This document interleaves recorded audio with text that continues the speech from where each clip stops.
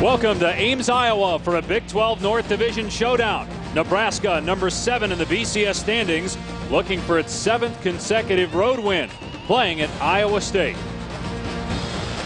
Husker quarterback Taylor Martinez, a game-time decision. He warmed up. Don't know if he'll start. Hurt his ankle last week in the win against Missouri. If he doesn't go, we're told Cody Green, who's listed as the 3rd quarterback, started a couple of games a year ago, would be the guy under center. Now for our Big 12 Conference update, brought to you by Dr. Pepper. Each team controlling its own destiny to the Big 12 title game. Nebraska 3-1 with its lone loss at home to Texas. Iowa State 3-2. The Cyclones beat Texas and last year won in Lincoln against Nebraska. Hi everybody, alongside Bob Greasy and Chris Spielman. I'm Dave Pasch, Quinn Kesnick here as well. Well, guys, how important is it that Taylor Martinez plays today if you're a Nebraska fan? Well, I was looking forward to seeing Taylor Martinez because no doubt he has been one of the big surprises in all of college football. He can run, he can throw. He was recruited as a quarterback / running back, maybe even the safety for the Cornhuskers. But now he says he's our quarterback.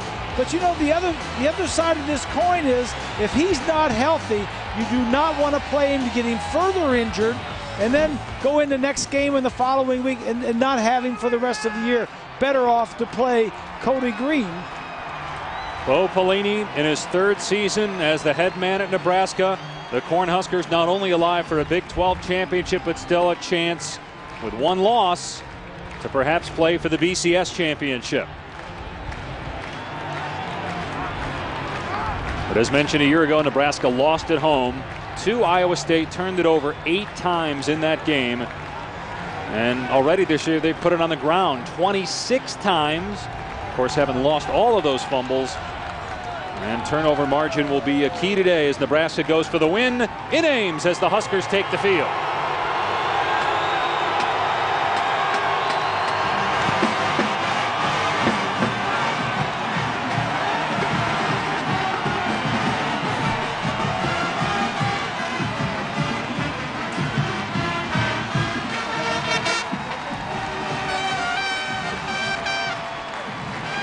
Iowa State a win away from being bowl eligible. The Cyclones won the Insight Bowl a year ago. Well, Chris, as you look at Austin Arnaud, what do you think is key for him, the Iowa State quarterback today? Well, he's starting over 30-plus games in his career, and it's been a career of inconsistency. If he's going to be any good and the offense is going to be any good and the Cyclones have any chance, he's got to play his best game of his career today against the Nebraska Cornhuskers. He's certainly capable of doing it. He can throw it. He can run it. He just has to make good decisions. If he makes good decisions, then he'll be a star. Another star is Roy Helu Jr., who last week ran for 307 yards, a Nebraska record. He looks to keep it going in Ames next.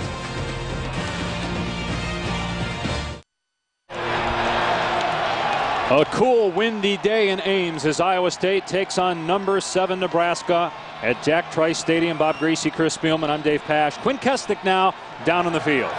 Dave, for once a game-time decision is really a game-time decision. And watching Nebraska quarterbacks warm up, I don't want to speculate, but Taylor Martinez comes out early, throws the ball well, but at no time during that warm-up period did Taylor Martinez test his right ankle out running-wise. We expect to see Cody Green, a true dual threat.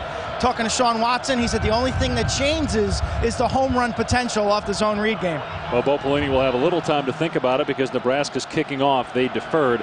Last week, one of the captains accidentally, he meant to say defer, but he said kick, so Nebraska kicked off both halves. Didn't really matter. They smoked Missouri a week ago. And kicking with a wind at his back, Kanalik boots it through the end zone, and Iowa State will start from the 20. Dave, just a quick point on how it can change the game plan for Nebraska. It changes the game plan for the Cyclone defense. Wally Berman had 2 guys committed defensively when Taylor Martinez is in the game. So that's something to look forward when Nebraska does get the football, how Wally Burnham, the defensive coordinator, changes his plan.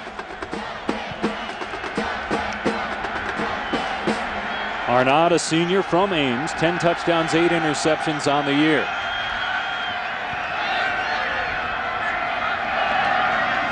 Here's the running back, Alexander Robinson, coming off back-to-back 100-yard rushing games. reaches the 25. So he picks up 5 on 1st and 10. See the numbers for Arnaud. His dad played defensive back at Iowa State. Arnaud did not play a year ago at Nebraska because of an injured hand. Yet Iowa State still won that game 9-7.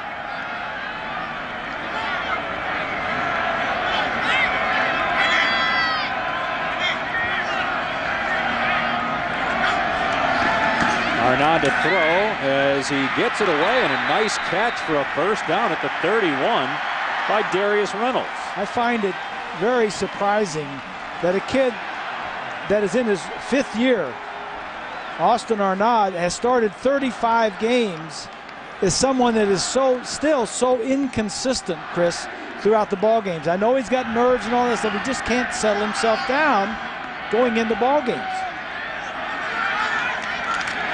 And a quick throw out on the flat here. Running room for Darius Darks.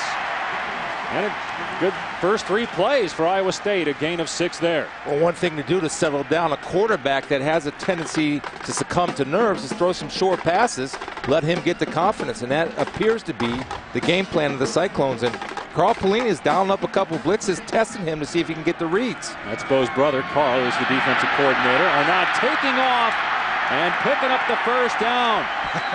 That's a way to settle the nerves, is go down there and get hit a few times. Gain of 11 for Arnaud. Here are the guys he'll throw to and hand it off to. Robinson, we've already seen him run once. Reynolds has a catch. Jake Williams has been one of Arnaud's go-to guys. Colin Franklin, a very solid tight end.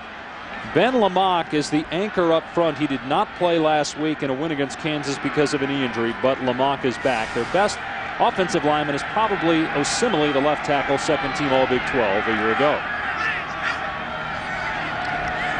And here's an end around, and looking to throw is Reynolds, and instead he's trampled back at the 39-yard line. Prince Amukamara, one of the top defensive players in college football. Well, we saw them run this in practice on Thursday, and he was a quarterback. Darius was a quarterback in junior college.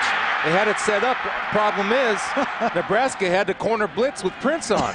Yes, he just kept coming, kept following the receiver, and he got a sack. So a 9-yard loss. Amukamara, a senior from Glendale, Arizona. Mel Kiper has him as a top 5 pick in the 2011 NFL Draft. Arnaud throwing into traffic, and it's caught at midfield by Darks. So it's going to bring up 3rd down and about 8. Take a look at that Nebraska defense. A year ago was number 1 in the nation in total defense. They're 19th this year. Again, no one, Dominican Sue. Steinkühler replacing him. David and Compton at linebacker. We'll see about 25 guys on defense rotate in and out throughout the day. Deontay Evans, a true freshman, starting at corner for the 2nd straight game for the Huskers. First 3rd down of this drive for Iowa State. 3rd down and 8. And Arnaud being chased, gets rid of the pass, incomplete.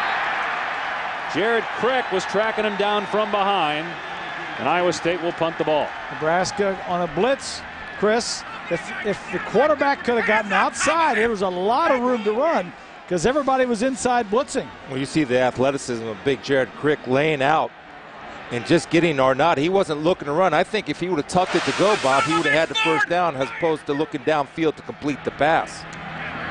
True freshman Kirby Vanderkamp to punt into the wind, and you can see it get hung up there, but it takes an Iowa State bounce inside the 20.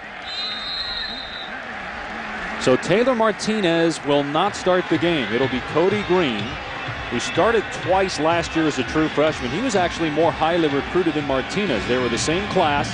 Bo Pelini decided to redshirt Martinez and play Cody Green. Martinez with an ankle injury, suffered last week. Don't know if he'll even be available today, but one thing's for sure, Cody Green making his 3rd start of his career. They won the starts last year, Baylor and Oklahoma. And the Baylor game was after the loss to Iowa State when Nebraska turned it over 8 times. Here's Roy Helu Jr. out to the 21, coming off that 307-yard effort a week ago. It's a pretty nice situation when Bo Pelini can sit down a starting quarterback that is injured and go to a guy that's started the ball game before, your 3rd string quarterback. Keith Williams, the left guard, shaken up. Well, we were talking with some of the Nebraska officials before the game, and they say this has been a long time since they've had this kind of depth at quarterback at Nebraska. You also have Zach Lee, but his arm is sore, and that's a reason why Lee is not playing. And Martinez out right now anyway because of the ankle. Back in a moment.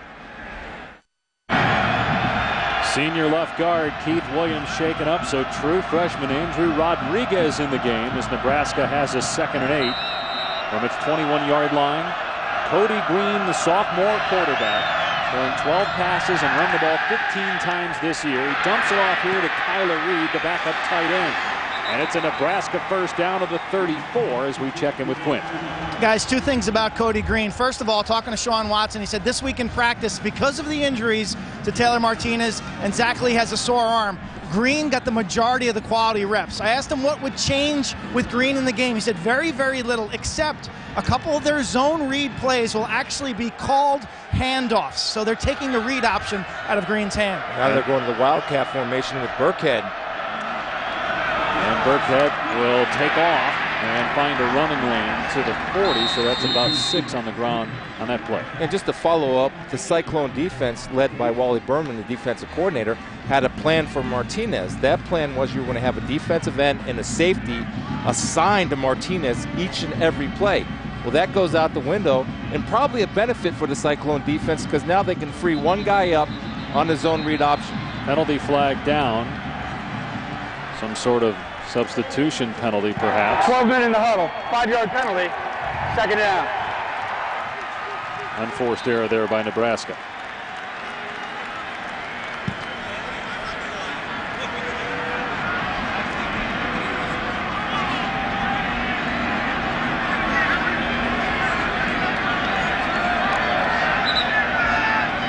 So it'll be 2nd and 9 at the Nebraska 35. We're talking about that spread option, and normally the spread option is read off the defensive end, which would be right here. And the plan was to have 2 guys, safety and defensive end, in charge of Taylor Martinez. Well, if Cody Green is not a threat, you only put 1 guy in charge of him. And Green get a pass with time, overthrows his man. He was trying for Niles Paul, and Reese, is that nerves or is that the wind? That's the wind. You don't understand how strong this wind is. And you would think, well, having the wind to your back would be an advantage. Well, it is in a way, but in some other ways, it can just carry the ball much further than you're trying to throw it. And that was also Rumpelhammer working on Rodriguez, the true freshman guard, number 63. He's got a man up here, get tough. No longer a true freshman.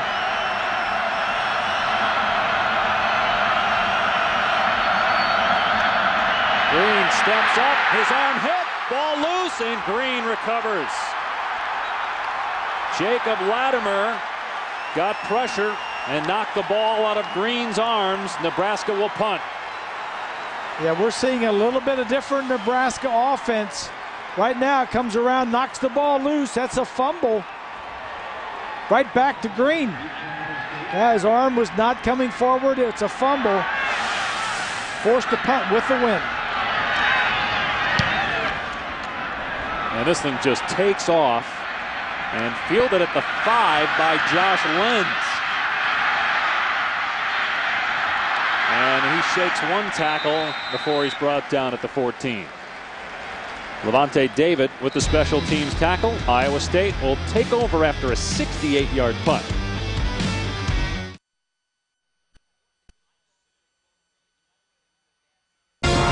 ESPN's College Football on ABC, brought to you by Kay Jewelers, the #1 jewelry store in America. Every kiss begins with Kay.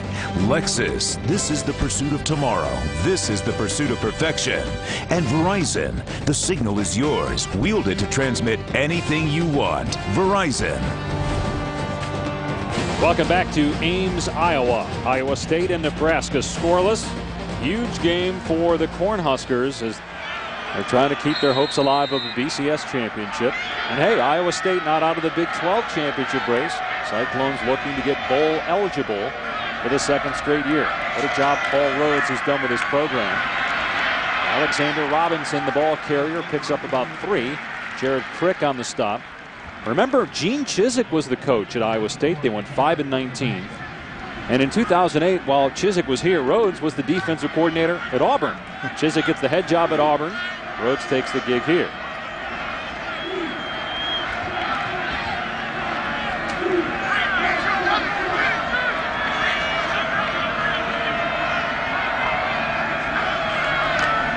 Robinson again, looking for a crease. Good run, got the first down. Go to our Times Square studio now in New York and check in with Robert Flores. All right, Taco Bell studio update. Joe Paterno looking for career win number 400, but Northwestern scores first at Happy Valley. Dan Persa, the 6-yard run. Wildcats up 7-0. Meantime, Alabama and LSU scoreless early in the first quarter in Baton Rouge. And here, no score. Arnaud to throw. Robert, going to take off. Saw nothing downfield, so made a good decision and picked up about 7 yards. He seems confident. We talked to him yesterday, and to me, he seemed relaxed. Maybe because he's newly engaged. He's getting married. That helps him. In June. It helped right? me. Yeah. His mom is a Hall of Fame volleyball player here at Iowa State. We mentioned earlier that Austin's dad played defensive back here in Ames. Maybe Arnaud's biggest game as a collegiate, certainly here at home. He did not play because of injury in the win at Nebraska a year ago. Arnaud slings it out to Darius Reynolds for another Cyclone first down. Bob, is it more difficult to throw into the wind or with the wind? Yeah, I think it's obviously more difficult to throw into the wind, especially if you don't have a strong arm. And different types of passes are more difficult. The longer passes down the sideline, I think, are the most difficult. 4 first downs already for Iowa State. Robinson trying to get outside, can't against that speedy Nebraska defense. DeJon Gomes and Levante David track down the running back. Saturday night football continues with a Pac-10 showdown tonight. Andrew Luck and Stanford taking on Arizona. Big one in the Pac-10. Some of you will see Missouri and Texas Tech. Go to ESPN.com and search maps to see where you can find your game. And that was a shootout last year, Stanford and Arizona. 2-yard loss for Robinson, so 2nd and 12. Arnaud throws, but there was a flag because Williams was getting held on the near sideline by Osborne. This is lack of discipline right here. Courtney Osborne has great position. They see the corner blitz coming. Courtney Osborne rolls up from his safety position to cover the wide receiver, and he's in position, but he's sitting there getting in a hand fight. And that's a good recognition. Number 12 in the defense. Stop foul. It is first down. By Austin Arnaud to throw the ball, seeing that you see Osborne sitting here getting in a hand fight. Now let him go. You got him. He's covered. And you're still fighting and you're pushing him out. Makes no sense. 17, Evans is the corner blitzer. Did a nice job of jumping and getting in his face, making it a difficult throw. So first down at midfield. This is where Iowa State's first drive stalled. And the handoff to Robinson goes for only 2. Steinkuhler plugging the hole for Nebraska along with Pierre Allen. Opelini in his 3rd season. Got Nebraska 7th in the BCS. They jumped 7 spots from last week. First time the Huskers have been 7-1 on the year since 2003.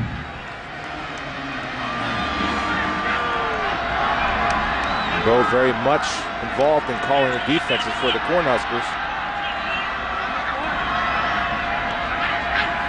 All with brother Carr.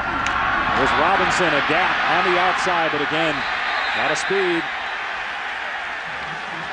Deontay Evans pushing him out of bounds. Let's take a look at this week's BCS standings brought to you by Vizio. Oregon back at number 1. Auburn is 2nd. TCU jumping Boise State, and they get a big one. The Horned Frogs playing Utah. Wisconsin survived today. For a while, they were in a fight with Purdue down at halftime, but they came back to win going away. They also got Alabama, LSU. That's a big one in the SEC. Arnaud inside the 40 and to the 35-yard line. On 3rd and 1, he gets 6 against a very good Nebraska defense. Well, Alexander Robinson, A-Rob, throws a nice block out here to Spring. Small guy in stature, but very tough kid. Watch the lead block that he's going to throw for Arnaud to get the first down. Right there, just good enough to turn him outside, and good vision by Arnaud to turn up inside and get the given yards for the first down. Jeff Woody, Robinson's backup, is in the game at running back. And Arnaud faked it to him, reading the defense. He put the ball on the ground and it's picked up. It's grabbed by Ciante Evans. Inside the 20. Evans inside the 5. Touchdown, Nebraska.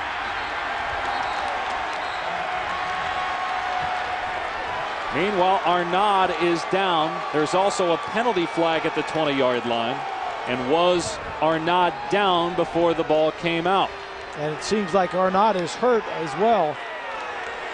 It looked to me like the ball, he was down before the ball came out. Well, it's coming back anyway because of the penalty, but it may still be Iowa State football. But will we see another backup quarterback?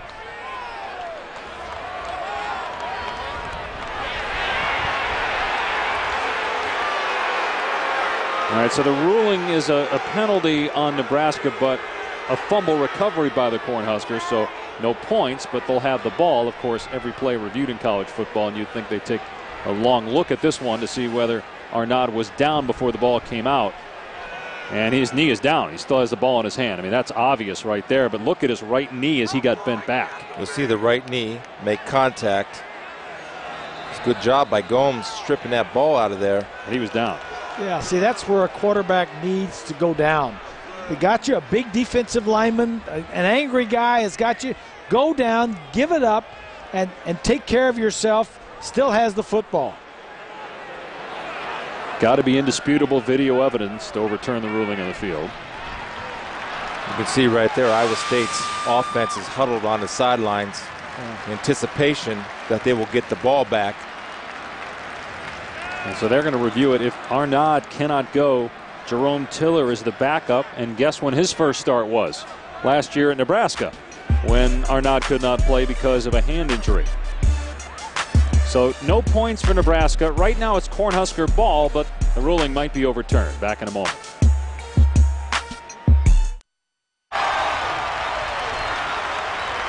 They're taking the right ankle of Austin Arnaud. The good news for him is that it's still Cyclone football. They've overturned the ruling on the field, a fumble and Nebraska recovery.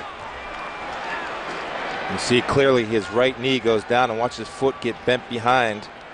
You always worry about the knee in that situation, but a lot of times it's the ankle that gets turned wrong. Coach Rhodes, I'll help you all out. You can't hear the referee's mic? I'll give you the hand signals. Well, he does not need anything to go bad. He needs turnovers on his side, going his way, not going the other way. Nebraska doesn't need any help scoring touchdowns off of turnovers. That's a good sign there that Arnaud is at least able to walk.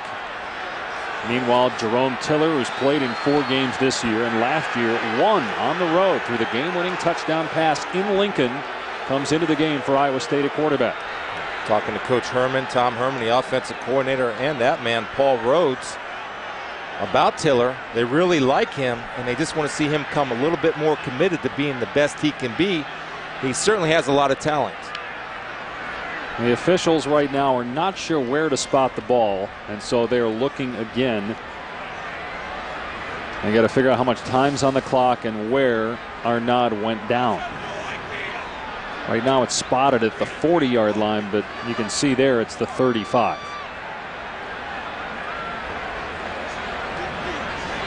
A lot of times this is why these reviews take so long, not to decide whether the ball was out, but to decide exactly where to place it.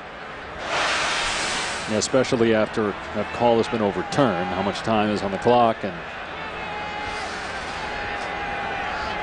where the ball is. So let's see, he's down at the 35, and it looks like 5:27 on the clock. Well, this delay also gives that man a chance to recover and move around and get his ankle loosened up. Now, they did what they call a spat job, where you spat over the shoe. And that's to make that as stiff as possible so that ankle moves as little as possible. You had that done before, Chris? 1,000 times.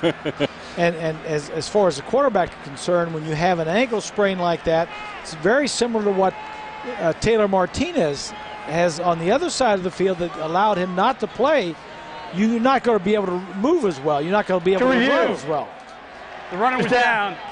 It'll be Iowa State's ball, second down. And they put the ball at the 30. Well, no, they still got it at the 40. I think they're waiting for the referee, Greg Burks, to come back and tell them where to place the ball. It was the 35. They get it right now. See, the fans were letting them know. They started to put the ball down, and they're boo, boo. They fixed it. Wise crowd here in Ames, Iowa. And that's big for Iowa State, because it would have been Nebraska football. And this has been another good drive for the Cyclone. Approaching the 5-minute mark. First snap for Jerome Tiller today at quarterback, the sophomore. And he's going to hand it off, and Robinson with a big hole off the right side. Guys, what's going on here with Iowa State's offensive line against Nebraska's defensive line?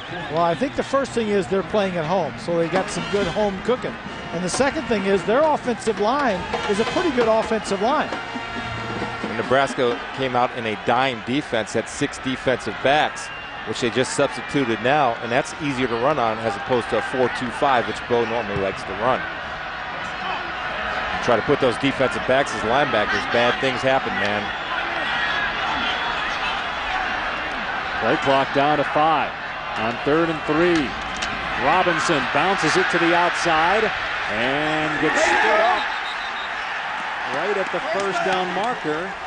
Pierre Allen on the stop, and it looks like they're going to give him a first down. He stretched the ball out before he went down, and it's a first down for Iowa State.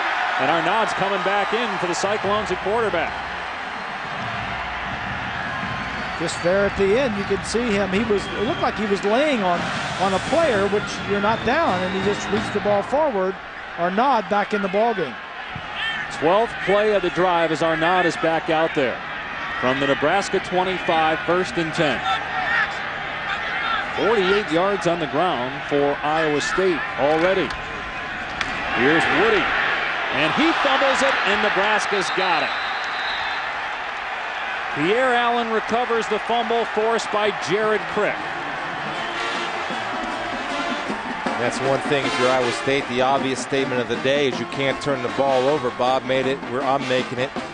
Because if you're limited offensively in what you do as far as throwing the game, you cannot fumble the football when you are possessing the ball on the ground and doing a good job. And first of all, Woody misses the hole on the cut back side. And Crick doing a good job of wrapping his arms. Upon wrapping his arms, knocks the ball out. Only the 12th turnover by the Cyclones all year. They've been pretty good in taking it away and not giving it up. Nebraska back on offense. Here's the quarterback, Cody Green, and he gets drilled at the 25-yard line. Gain of 4 on first down. So Green starting for the injured Taylor Martinez. Roy Helu Jr. last week at 307 yards, a school record for Nebraska. Niles Paul and Brandon Kinney, the starting receivers. Nebraska leads the nation in yards per carry. Big reason why these 5 guys, 2 seniors, Williams and Henry, but Williams was shaken up earlier in the game, and Andrew Rodriguez, a true freshman, in the game at left guard. And now it looks like Green shaken up a bit. I think that's why they took the timeout, Dave. He came over to those sidelines limping. Looked like his right leg was bothering him. Well, here's the Who's thing. next? And after the you got Martinez hurt. Zach Lee's arm is sore, so it'd be senior LaTravis Washington, who was a high school quarterback but played some linebacker. They're going to get Martinez though in the ball game here. They tried to get through the game without Taylor Martinez, and I think that was a smart move. You had an injured ankle coming in. Don't get him hurt anymore. Let him rest this ball game. They're going to have to call timeout here. The play clock's at 4.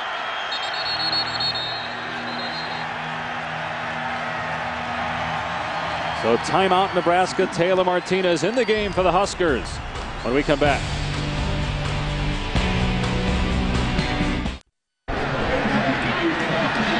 So Cody Green, who began the day 3rd on the depth chart, but starting the game at quarterback, now banged up after this hit along the sideline.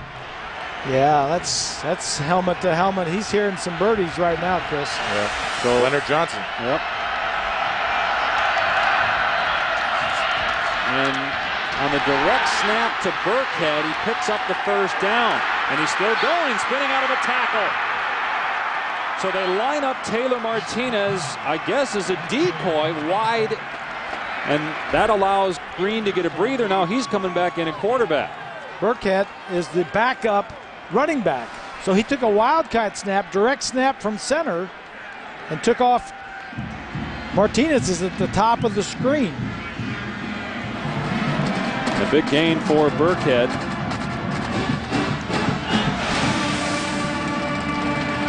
.29-yard pickup, and Green back in there at quarterback, but they go the same formation with Burkhead as the wildcat quarterback and Green at the top of your screen. And Helu Jr. runs to the 40, so a gain of 6 before David Sims makes the tackle.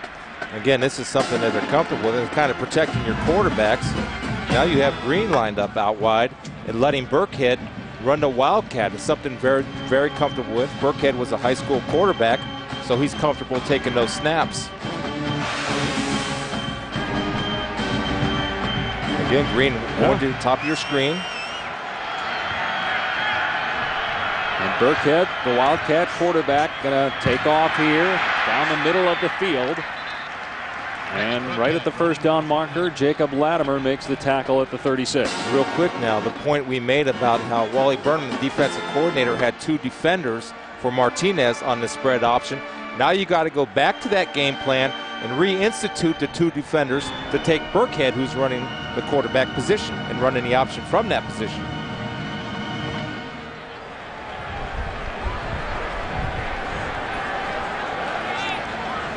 They're going to measure here to see if Nebraska got the first down.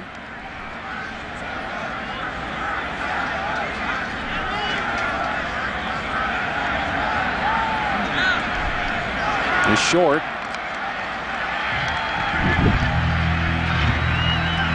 So 3rd down and inches for Bo Pelini and company.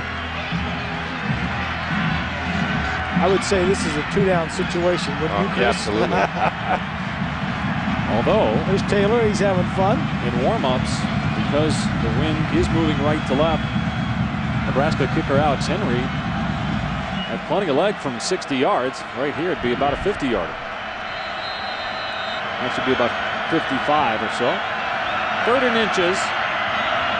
Green, the quarterback. And on the sneak, he picks up the first down. You know, one thing I never understood in the 3rd and inches, and you see a quarterback that's normally in a shotgun under center, you anticipate sneak. So you have to put somebody over the center or in the 2 A gaps. That's the gaps between the center and the 2 guards for that sneak. And they had that bubble open. They had a wide open space right over the center. Easy to execute the quarterback sneak against that look. Can you leave it open and slant some guys into that gap? Yeah, if you hit it on time. They were late. They tried to do that, but they were late. Green hands off to Helu, and he's wrapped up at the 31 and now pushing and shoving after the play, but no flag. Let's go back to New York and our Times Square studios and Robert Flores. All right, Dave, New York Life studio update. Undefeated Boise State taking on Hawaii. Jeremy Avery, good block right there. He scoots into the end zone, 14-yard score. They went for 2 and missed, so they lead 6-0 at the end of 1. Undefeated TCU leads undefeated Utah 7-0 late first quarter. How about Boise State going for 2 on the first score of the game? Well, that's how they roll. Didn't work. Maybe it'll cost him today. Here's Helu, left side. And he gets stumped just short of the first down marker. Matt Morton on the stop. Parker making the tackle. So 3rd down and inches again for Nebraska. I'd be surprised to see if Nebraska throws the ball double digits today. I think it's old-fashioned football. Line up and find out who's tougher. Strong wind. They don't want to fuss with that. But strong wind doesn't bother the running game.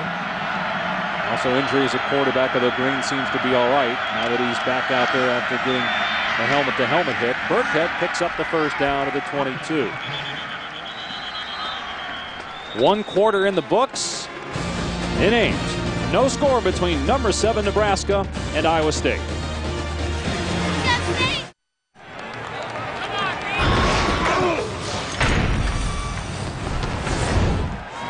Back in Ames, Iowa. Chilly, windy day where Nebraska and Iowa State are going toe-to-toe. No score after one. 9th play of the drive for Nebraska. The previous 8 plays, all running plays, including 4 from the Wildcat position. And that's the formation they have here with Burkhead in at quarterback, and he takes off. Brought down inside the 20. The 18-yard line. Gain of 4. Taking a look now at our Pacific Life game summary.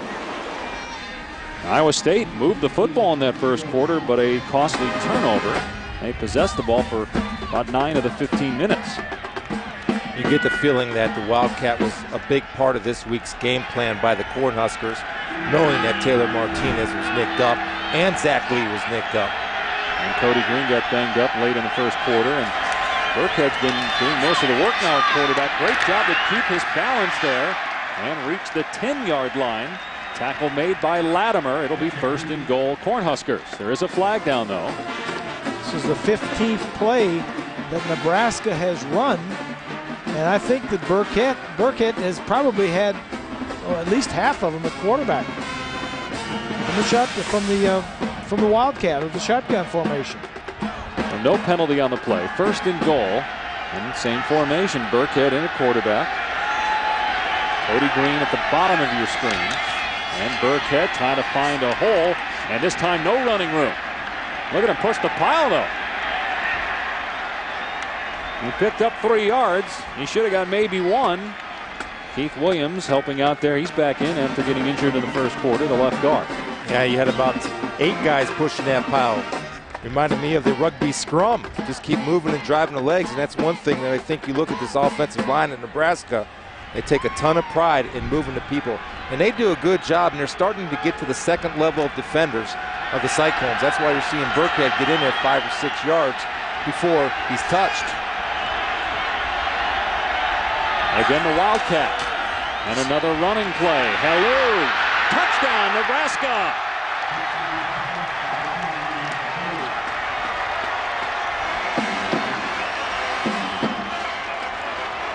A lot of Nebraska fans here in Ames, and they're celebrating as Hello gets his 9th rushing touchdown of the year. Well, when your top 3 quarterbacks are hurt, just put a running back in there. He can play quarterback from one running back to the other. The first touchdown of the game. 12 plays, all runs on that drive by Nebraska. Now Henry on for the point after. So Nebraska capitalizes on the Iowa State turnover, literally runs down the field and scores. Nebraska strikes first as the Cornhuskers 7th in the BCS standings. Games remaining against Kansas and Colorado, 2 teams without a Big 12 win, and also at Texas A&M, so still a shot for Nebraska to play for the BCS title. And how about Rex Burkhead, the Wildcat quarterback, running 7 times on that drive? The most impressive thing were not his runs, it was the reads that he was making. You have to read the defensive end, and every read was perfect. Canala kicking into the wind, and David Sims will take it for Iowa State. And he gets stoned at the 25-yard line. Let's look back at our Chick-fil-A drive recap. 12 plays, all runs by Nebraska. Who needs a quarterback right now if you're the Huskers? Well, this kid was a quarterback in high school, as we mentioned, but he is a running back now. He hasn't thrown any passes. Now he hands it to his running mate, Hello. And here they go again. Give it to Hello and 6 points. That's what we were talking about, the reading the defensive end, made the proper read, and Hello pays off. Alexander Robinson breaks a tackle. He's a dangerous back, and he's got the Iowa State first down. Picked up about 15. Robinson coming off back-to-back 100-yard games, including a $120 and 2 scores in the win at Texas. A Nebraska defensive back shaken up. It's Dejon Gomes. We had a chance to talk with A-Rob yesterday, as he likes to be called. Very impressive kid, and you sense the sense of urgency in his eyes, understanding that this is a huge game and really aware of the position that Iowa State's in. They're still in control of their own destiny, so they know how big this game is. Senior kid, tough kid, and given everything he has today. Outstanding effort by A-Rob. Nice kid, too. Robinson.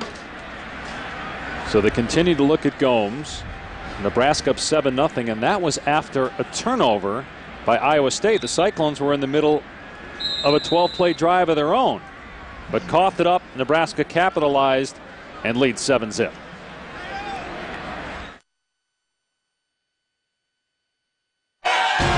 ESPN's College Football on ABC, brought to you by AT&T. We think possible.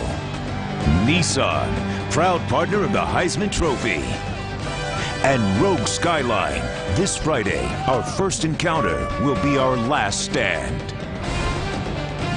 Welcome back to Ames, Iowa. We're in Nebraska, 7th in the BCS standings.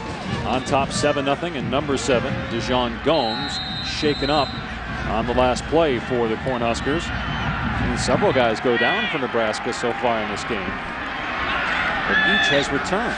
Meanwhile, Iowa State, first down in the backfield. Robinson had nowhere to run. Steinkühler in there for Nebraska.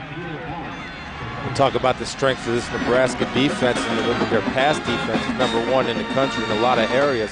And a lot of that is based on the 4 guys up front. Outstanding against the run, and they don't have to blitz to get pressure. They can just get pressure with 4, which allows them more guys in the back end. 1-yard setback, 2nd and 11. Arnaud to pass, and Robinson on the catch, and he gets thrown down immediately by Levante David. Gain of a couple, 3rd and long coming up. Good coverage by David, an inside linebacker, a junior college transfer to Nebraska this year, and one of the leaders. And we talked to him on the phone the other day. He was a bright kid. He really talked about leading this team and was enjoying being in Nebraska. Big 3rd down here with Nebraska getting momentum after that lengthy touchdown drive.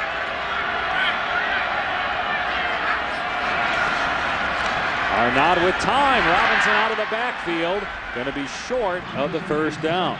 Austin Cassidy on the stop.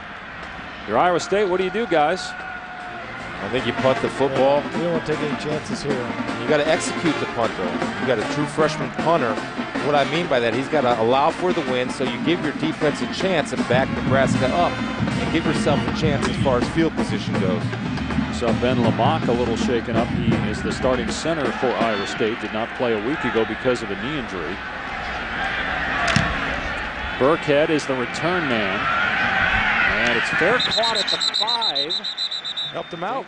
Yeah, dangerous there. Usually right inside the 10. If you think it's inside the 10, you don't field it. But he did. And it'll, especially with the wind at your back. Yeah, so Nebraska will start at the 5. Well, guys, if Nebraska is just going to run the ball each play, how do you adjust if you're Iowa State defensively? Hey, with the wind blowing 25, 30 miles per hour, Nebraska's offense is the ideal offense. Run the ball. What do you do if you're Iowa State? I just put 9 guys up within 8 yards of the line of scrimmage. I have 2 guys on Burkhead if they continue in the Wildcat. And that's it. And you have 8 other guys running the football. It's not a mystery to what Nebraska's doing. You have a game plan, execute it, and make them throw the ball. They don't. I mean, I don't know if they can throw it. Cody Green launched a couple over guys' heads. Yeah, they've only thrown it twice. And remember, Green has bell rung earlier in the contest. Here they just try to give themselves some breathing room, and they run straight ahead for about 2 or 3 yards. It's good to see Cody back in the ball game. 2 starts a year ago for Green. He's not played the last 3 games this year. Taylor Martinez got hurt last week against Missouri, and Zach Lee came in the ball game, but his throwing arm is sore, so we don't even know if Lee's available. Here's what I'm talking about, the box right here, from here to here. I'm here to bring everybody up inside to defend against that, but that's only when Burkhead is the Wildcat quarterback. Here's Green taking off, and Chris, they had 10 guys in the box, it looked like there, and yep. Green still got close to the 1st down. And it's clear and evident of what Nebraska's going to do. And it's demoralizing for a defense when you know what they're doing and they're still able to do it. Well, they're Nebraska, so they're going to run the ball most of the time, but especially into this wind. They're going into the wind the 2nd and 3rd quarters. They'll be into the wind next quarter also, so they're just going to run the ball even more.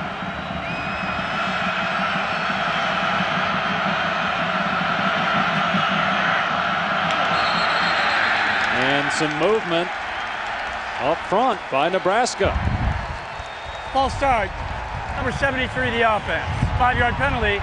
3rd down. Super speed, super strength, even a super brain. No, we're not talking about Chris Spielman. They can't protect you from suspicious minds or your in-laws. ABC's No Ordinary Family, all new Tuesday at 8/7 Central on ABC. You don't have to take that from him, partner. Well, he was 0 for 3. That's you and I can gang up on him. Yep. So 3rd and 6. If you're Nebraska, you haven't thrown it in, what, a quarter. Do you do it here? No, you can throw it if it's a short, safe pass. Well, they're going with Burkhead at quarterback in the Wildcat. And that's why all these guys should be right in here watching Burkhead, right on that box. Here's Halou, and he's cut down at the 15-yard line, short of the first down marker, so Nebraska has to punt. Yeah, if you're Bo Pelini and Nebraska, you do not want to help Iowa State get back in this ball game. You know, punt it away. Don't give it to them on the turnover on the 15-yard line. That goes to the execution of the fair catch, knowing where you are, where Burkhead helped Iowa State in that possession. Remember, too, here, guys, Henry's punting into the wind. His first punt went 68 yards, but that was going the other way with the wind at his back. That's actually a pretty good punt considering. And fair caught by Lenz. Iowa State, though, will have the ball in Nebraska territory when we come back to Ames.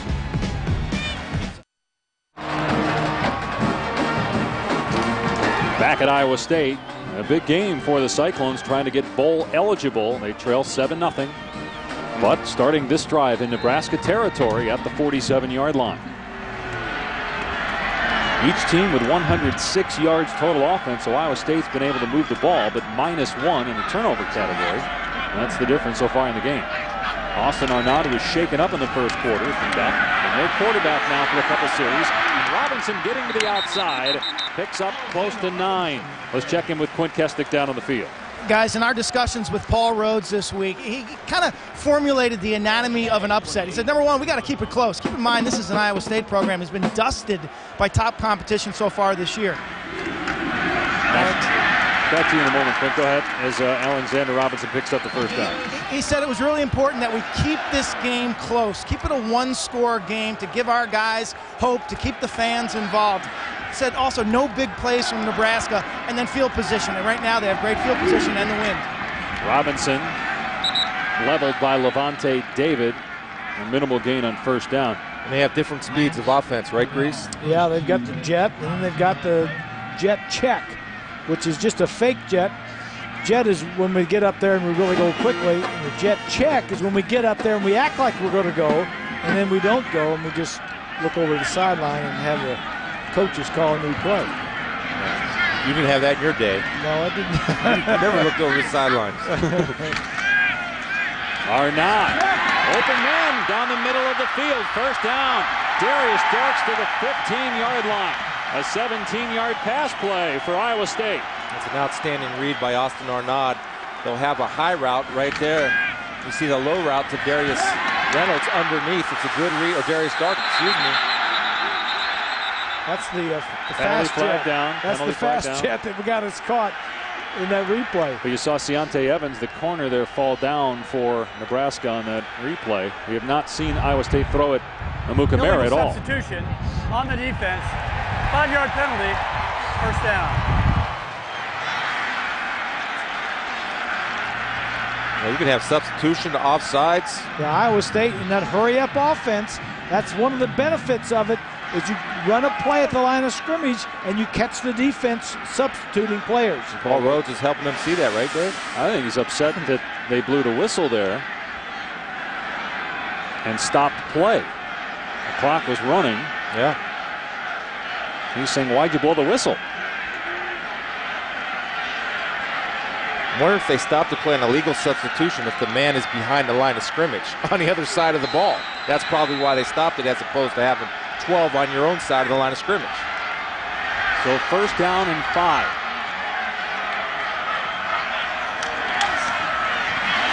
Arnott takes off and close to the first down. Cassidy picks him up and dumps him, and it is a first down. So first and goal. For Iowa State, they're going with jet again. You see Nebraska looking over the sidelines, looking for a call, and their defensive line is standing up. Robinson gets 2. Crick on the stop for the Huskers, so 2nd and goal from the 3. They keep running the jet. No way that Nebraska can substitute here. Too far to go. Arnaud hands off. Robinson dives, and he's short of the end zone. There is a penalty marker down. This is a killer. This is going to be holding. Holding, number 79 of the offense. 10-yard penalty, 2nd down. It's on the right tackle, Braden Burris. It'll remain 2nd down, but move Iowa State back 10 yards. Well, you're on the 1-yard line, and you want to do this. This is precious ground down here. This is tough ground to get. Is that a hold? It looked like he tackled him from behind. From that angle, you couldn't see it, but he did hook the legs of David, shooting the gap. Well, we've seen how fiery Paul Rhodes can be. We also saw that last year after that win at Nebraska. Post-game speech, it's been on YouTube, gotten about 300,000 hits. As the pass to the end zone is caught. Touchdown, Jake Williams.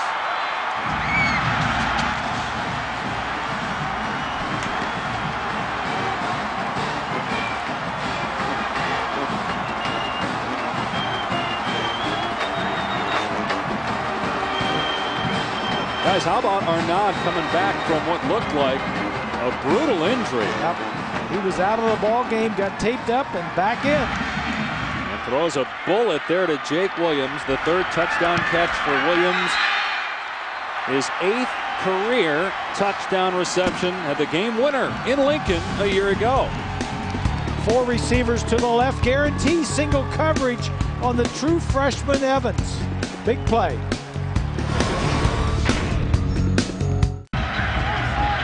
A touchdown pass by Austin Arnaud to Jake Williams. Iowa State has tied the game.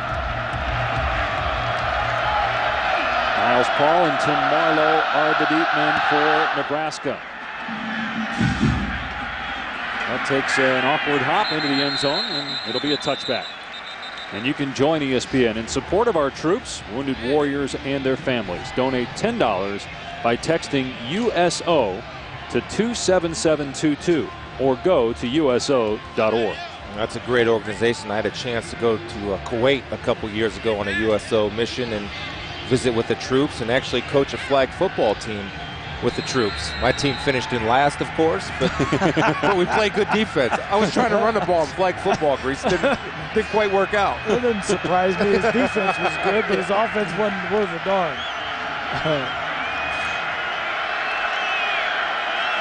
In case you just joined us, Taylor Martinez, the starting quarterback for Nebraska, has only been out there 1 play because of injury. Cody Green, who completes that pass to Niles Paul, was hurt earlier in the game but has come back.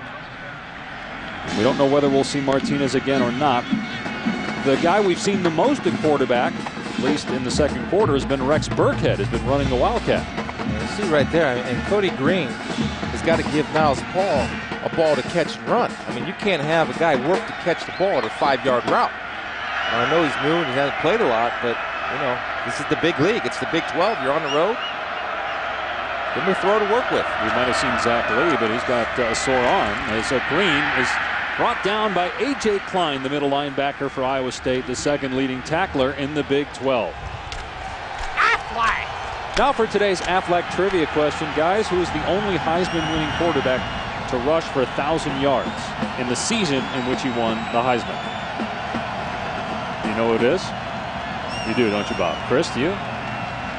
Yes, but I'll let Bob answer it. Eric Crouch. Liar.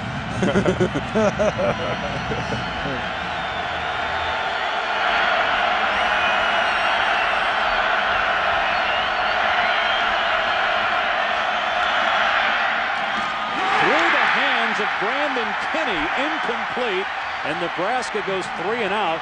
Leonard Johnson on the coverage for Iowa State. The good news, it was a much better throw by Cody Green. And Brandon Kinney, I think the ball snuck up on him a little bit. He got his hands up late. Well, and it may have been a little bit of a knuckleball. Let's check it out. Yeah, it wasn't spinning real well into the wind. That ball can do that.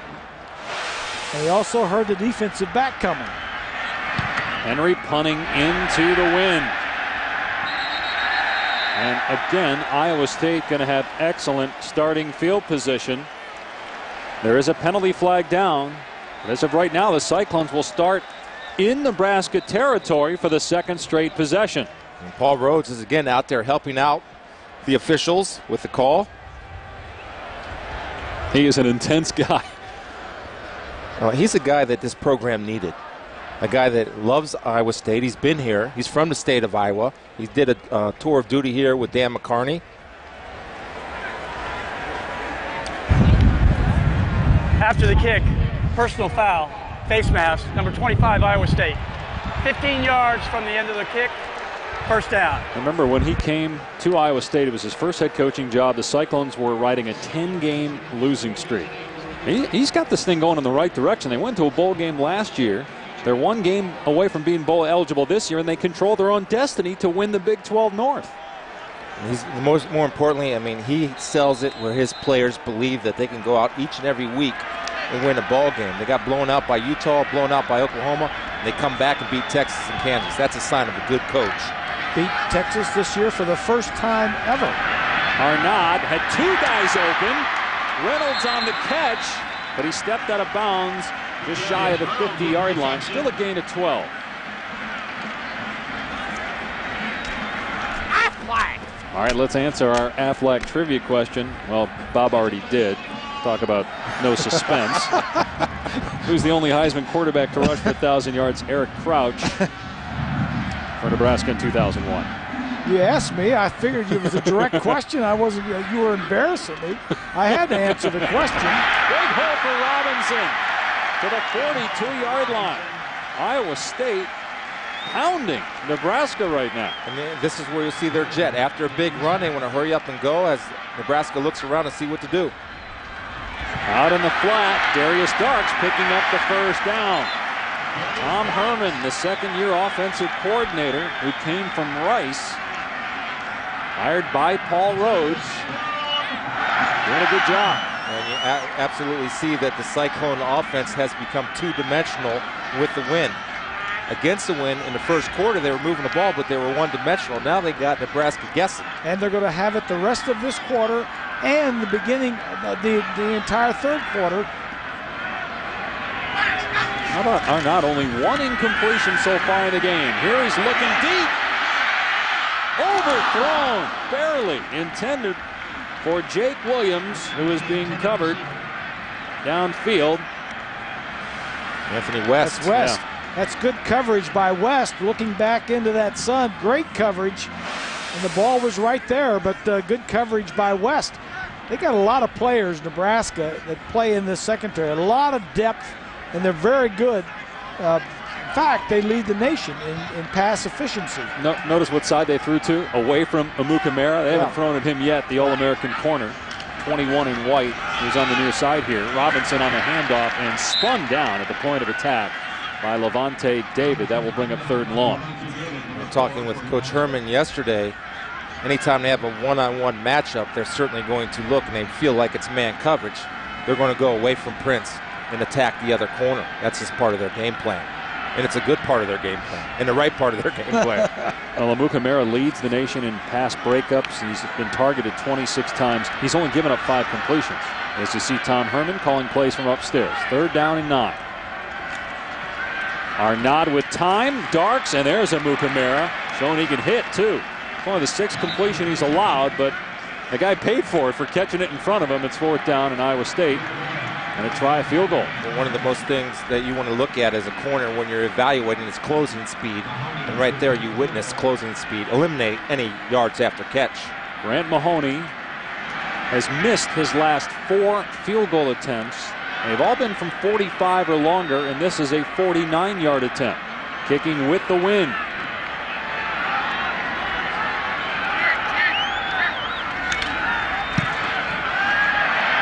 And he missed it wide to the right. Had plenty of leg, but off the mark. And Nebraska will take over with good field position. You need to give him some chip shots where he'll get a little confidence going. Trying all these 40-yard plus field goals. Saturday Night Football continues with a Pac-10 showdown as Arizona takes on Andrew Luck and Stanford. Some of you will see Missouri and Texas Tech. Go to ESPN.com and search math to see where you can find your game. Saturday Night Football presented by Southwest Airlines on ABC tonight, 8 Eastern, 5 Pacific. A little surprised we haven't seen Burkhead operate the quarterback position. Alou trying to find a hole, stumbles to the 35. Nebraska's gone 3 and out on its last 2 possessions. Alou last week rushed for over 300 yards. Does have a touchdown in this game, but quiet for the most part. Just over 30 yards rushing. Yeah, and all those long runs, they wouldn't have counted if it was a two-hand touch. They wouldn't have had him down. Nobody touched him. Never seen anything like it. Last week had touchdown runs of 66, 53, and 73 yards. Here's Burkhead running the Wildcat and giving to Alou, who has the first down. We talked about those big runs last week. He was having a good season before this game. Well, 307 yards later, he's a candidate for first-team All-Big 12 running back. He was a second-teamer a year ago. Not touched. Check out the offensive line. Well, they did a great job. That center is a good player. He is the smallest guy on the line, Caputo, 6'1", 275. On the field is fumble. Iowa State has recovered. First down, Iowa State. So Paul Rhodes was, initially they ruled Nebraska ball. There was no fumble. Then Paul Rhodes is over there talking to one of the officials saying they fumbled the ball. So they changed the call. The ruling on the field is a fumble by Alou and a recovery by Iowa State. Sims right there ripping that ball out. Yeah, one of the officials was right there. He saw the ball come out. That's number 1, David Sims, come into your picture, and it's tough to tell from that angle if Alou's knees were down. Well, but the good news for Iowa State is you can't see the ball. And if you're reviewing this upstairs, you got to be able to see the ball or you're never going to overturn a call on the field. We don't know. We have no idea. Can't see the ball or his knees. Yeah, whether the ball is out or not. Again, it has to be indisputable video evidence to overturn the ruling on the field, and I don't know how you're going to do that. The umpire is right there. See, and look at it. He's looking right at it. Does he make the call? Yeah, Majid, you see number 38 come out of there with the ball for Iowa State. You see Majid right here, wrestled, there it is on the ground. This would probably be our best angle. You're going to see the ball pop out right by number 38, Majid. There the ball is on the ground. There's no way they're overturning this, guys. And you can't tell. Well, the ruling on the field was that it was a fumble.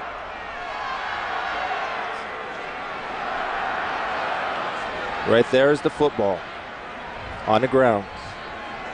But you can't see if he's down or not.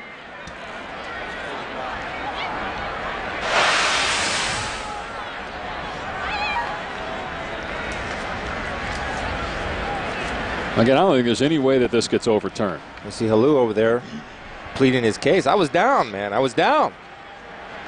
All you could see was the ball at the very end there. You After could see further him. review, the ruling on the field stands. First down, Iowa State.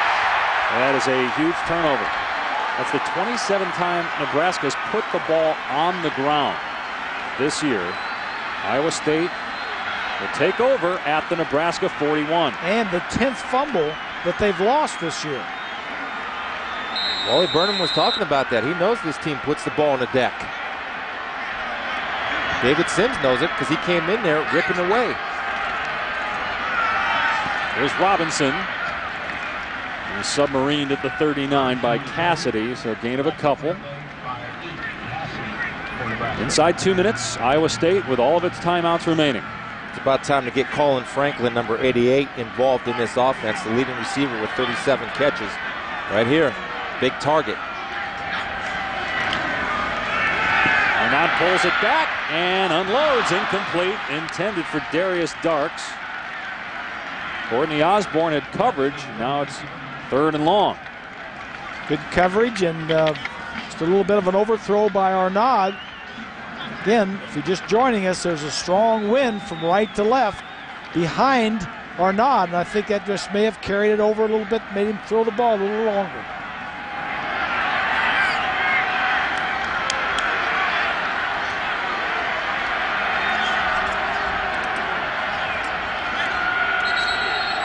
And Nebraska is going to call a timeout. Play clock was down to 5. Hopefully he didn't like what he saw from his defense getting into it with his brother Carl.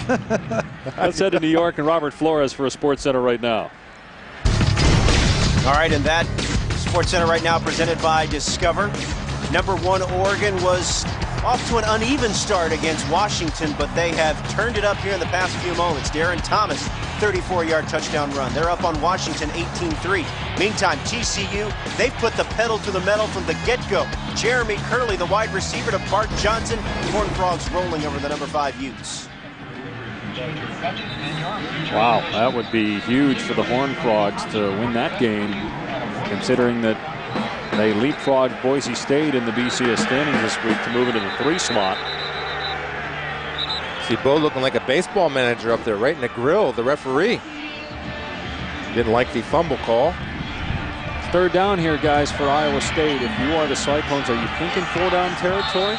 Your kicker's missed 5 in a row, but he's got a leg to get it there. You're either thinking go for it on 4th down or punt it to play field position. They're going to face man-to-man, and Nebraska will bring pressure.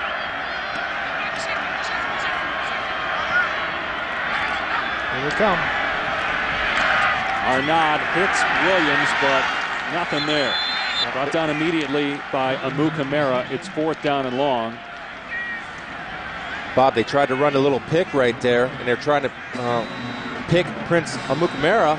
Didn't work out. He ran right through it. He's seen that before, hasn't he? And they're going to try another long field goal. 5 straight misses for Grant Mahoney. But last year, he hit 3 field goals, 50 yards or more. If he misses, Nebraska's going to get the ball near midfield. How about a fake? With a minute to go and a timeout. Iowa State's going to talk about it. They'll have 2 timeouts remaining. This will be a 57-yard try. Or will it? Find out when we come back. Tied at 7, a minute left.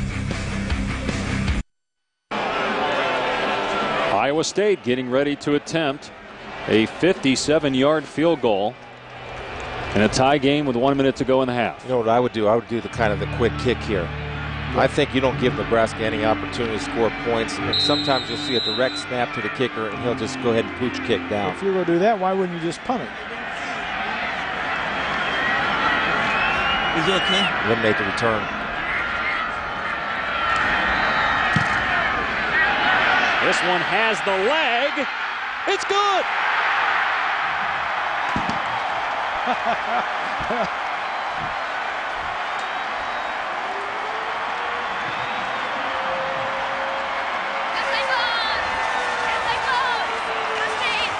How about the confidence Paul Rhodes has in Grant Mahoney? The guy's missed 5 in a row. Yep. He says, go out there again, kid. Kick a 57-yarder.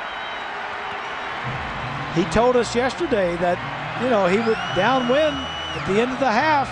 He'd let his kid try it from 60. Well, I'll tell you, the beauty of that kick is that ball got up in the air in a hurry. Usually on those longer kicks, as Coach Rhodes celebrates, he said, Chris, I'm not playing safe. I'm playing to win.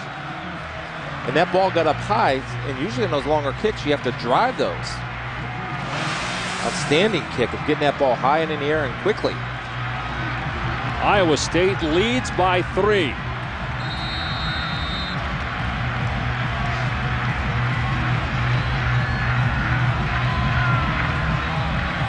No rest for Mahoney. He's out there to kick off. Again with the wind at his back. Tim Marlowe and Niles Paul are the deep men. Nebraska has 1 timeout remaining.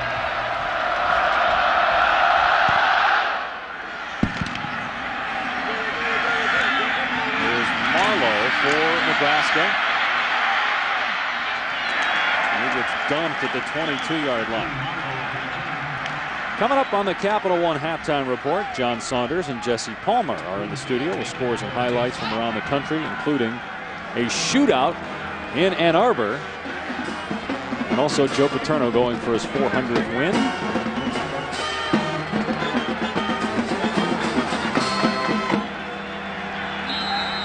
A 57-yard field goal by Grant Mahoney, 1 shy of an Iowa State school record. Cyclones on top by 3. That field goal would have been good from 65.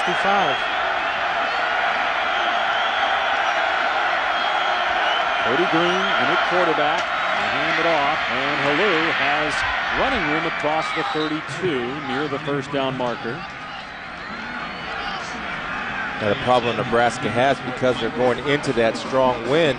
They have yet to show anything downfield as far as the passing game goes, with the clock ticking at 39 seconds. Just see those highlights that we showed of Halou, where he wasn't touched by anybody?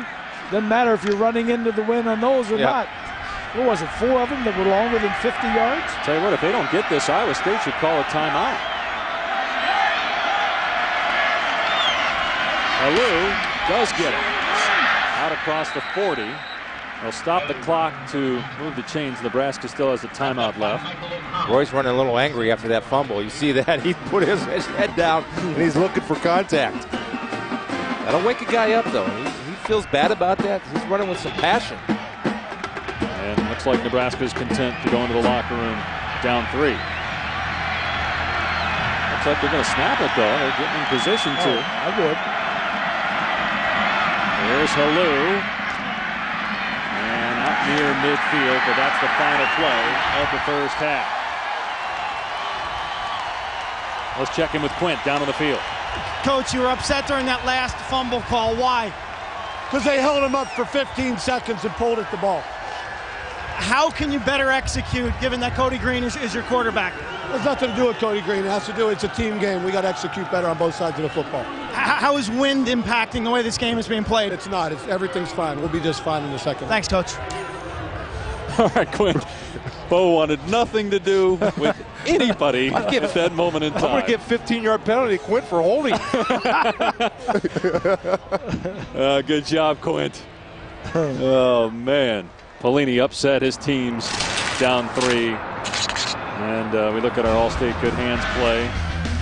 The catch for the touchdown by Jake Williams to tie the game at 7. When we come back, we'll join John Saunders and Jesse Palmer in the studio with the Capital One halftime report. Iowa State trying to knock off Nebraska for the 2nd straight year and get bowl eligible. The Cyclones on top by 3. Niles Paul back to receive the kickoff along with Tim Marlowe. Nebraska in that first half ran 11 fewer plays than Iowa State. And of their 28 plays, 24 were running plays. They threw the ball just 4 times with Cody Green at quarterback. The ball being blown off the tee by the wind for the 2nd time. It's going to be interesting to see the offensive adjustments by Nebraska as they have the wind at their back, and maybe they'll throw a pass over 10 yards. I don't understand. Nebraska chose the 2nd half to receive the kickoff, and so Iowa State must have chose to kick into the wind in the 3rd quarter, so they'd have it at their back in the 4th. Niles Paul will take it for Nebraska, and he's got blockers out there, and Paul across the 35-yard line. Dave Pasch, Chris Spielman, Bob Gracie, Quint Kesnick down on the field. Well, guys, Bo Pelini, although he didn't want to, he told Quint going into the locker room that Cody Green was not the problem. Is he right? Yeah, he's right. It's a team thing, and the problem is he doesn't have Taylor Martinez. Taylor Martinez is a difference maker and is a big-time player in this game. That's the problem. No Taylor Martinez. And so what you have to do you go with Buckhead now running the Wildcat or Cody Green and let him throw the ball downfield to loosen up that Cyclone defense? If you have the wind, if you're going to throw it downfield, throw it now. Yeah, 3rd quarter, you got the wind with you. Remember Zach Lee, who came into the game last week against Missouri when Martinez got hurt with an ankle injury. His arm is sore. So it'll be Green, then he hands it off to Halou, who's across the 40. Got about 5 on 1st down. David Sims on the stop for Iowa State. You know, I don't know if it's going to happen, but I get the feeling that Halou is ready to pop one. I have that feeling, and I don't know, but you almost see he's angry about that fumble. And he's going to run one, and they're going to bust one here pretty soon. That's just a feeling. Well, this is a good offensive line, and they've been shut down. No big plays for a half. You got to expect something to happen. Halou's got 6 touchdown runs of 53 yards or more. This is going to be a pass, and it is caught for a 1st down by Brandon Kinney to midfield as we check in with Quint. I spoke to Paul Rhodes as he basically was sprinting out of the locker room, really fired up he was. I asked him what the key was to no Nebraska explosive plays. He said, really, our run defense, our gap control, our fits, and our contain. He says it's really tested against the Wildcat, where the numbers game's in favor of the offense. Second thing I asked him was the field goal to end the first half. I said, did Grant Mahoney talk you into it? He said, no, I had confidence in him all the time. A 57-yard boot by Mahoney after he missed one moments earlier to give Iowa State the lead. Play fake and deep throw by Cody Green, but overthrown. Intended for Niles Paul, who is well covered by Jeremy Reeves. Let's look at our Pacific Life game summary. Paul Rhodes talked about the rush defense. Iowa State's 99th in the nation, and 131 yards for Nebraska in that first half. Only 2 completions, as we mentioned. They only threw it 4 times, Nebraska, in that first half. How about on the ground for Iowa State? Yeah. Alexander Robinson. He's on pace for $150. Iowa State almost a little over 200 yards in total offense, more than Nebraska. Alou straight ahead for 4 yards to the 46-yard line. A good play by Jacob Latimer, the defensive end, has had an outstanding game, both in pressuring the passer and also running. About the gap control, the running game. Alou to the bench here on 3rd down and 6.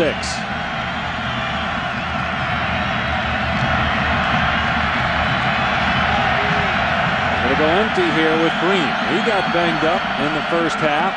Took a shot to the head, but came back in after a couple plays. And Green throws a strike to Kyler Reed for the first down inside the 40-yard line. Nice pitch and catch. Kyler Reed is a big tight end, a nice target. Just going to go down from the left side there and break to the outside. All you want is a first down, and that's what you get. A.J. Klein has to know where the sticks are. We always talk about receivers knowing where the sticks are. Defenders have to in jump routes in those situations. 6 straight road wins for Nebraska coming into today. Here's Burkhead, and did a great job to keep his balance. It looked like, well, now they're going to say he was down at the 30, but his knee did go down at the 30-yard line, so a gain of 7. Right there, you see it down. I'll tell you, nice job by Rick Henry, the offensive guard, hitting Jake Knott, putting Knott on the ground. They call that the old pancake. It's what I do with you, Dave, when I get upset with you. Good thing we haven't gotten to that point yet. By the way, it looked like he got a good spot there. Yeah. It looked like the knee was down around the 32, and the ball was at best at the 31. Burkhead picks up the first down inside the 25. Latimer on the stop downfield. Close to popping that one, Chris. Let's go back to the spot where you see the knee down and the ball maybe at the 31. Didn't matter, though. He burst through the middle of the field on the last rushing play to get a first down.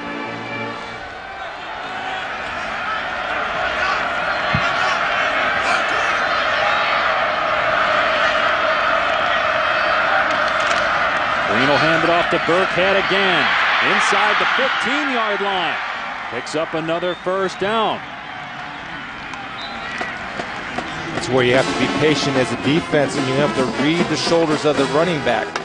If the shoulders of the running back are square to the line of scrimmage when he receives the ball, watch your shoulders. See, they're square, and you can't over-pursue. You got to maintain your gap integrity. Meanwhile, an official went down at the 14-yard line.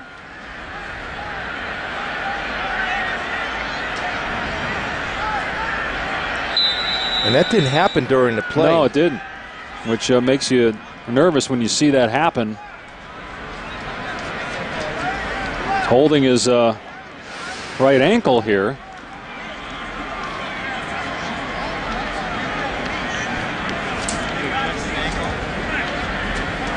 Well, he got tripped. Looked like he got tripped up with the player that was running off the field. Back in a moment. George Gussman, the head linesman, shaken up, so Dirk Riles will come in to replace him. Take a look right here. You're going to see him trip, roll his right ankle.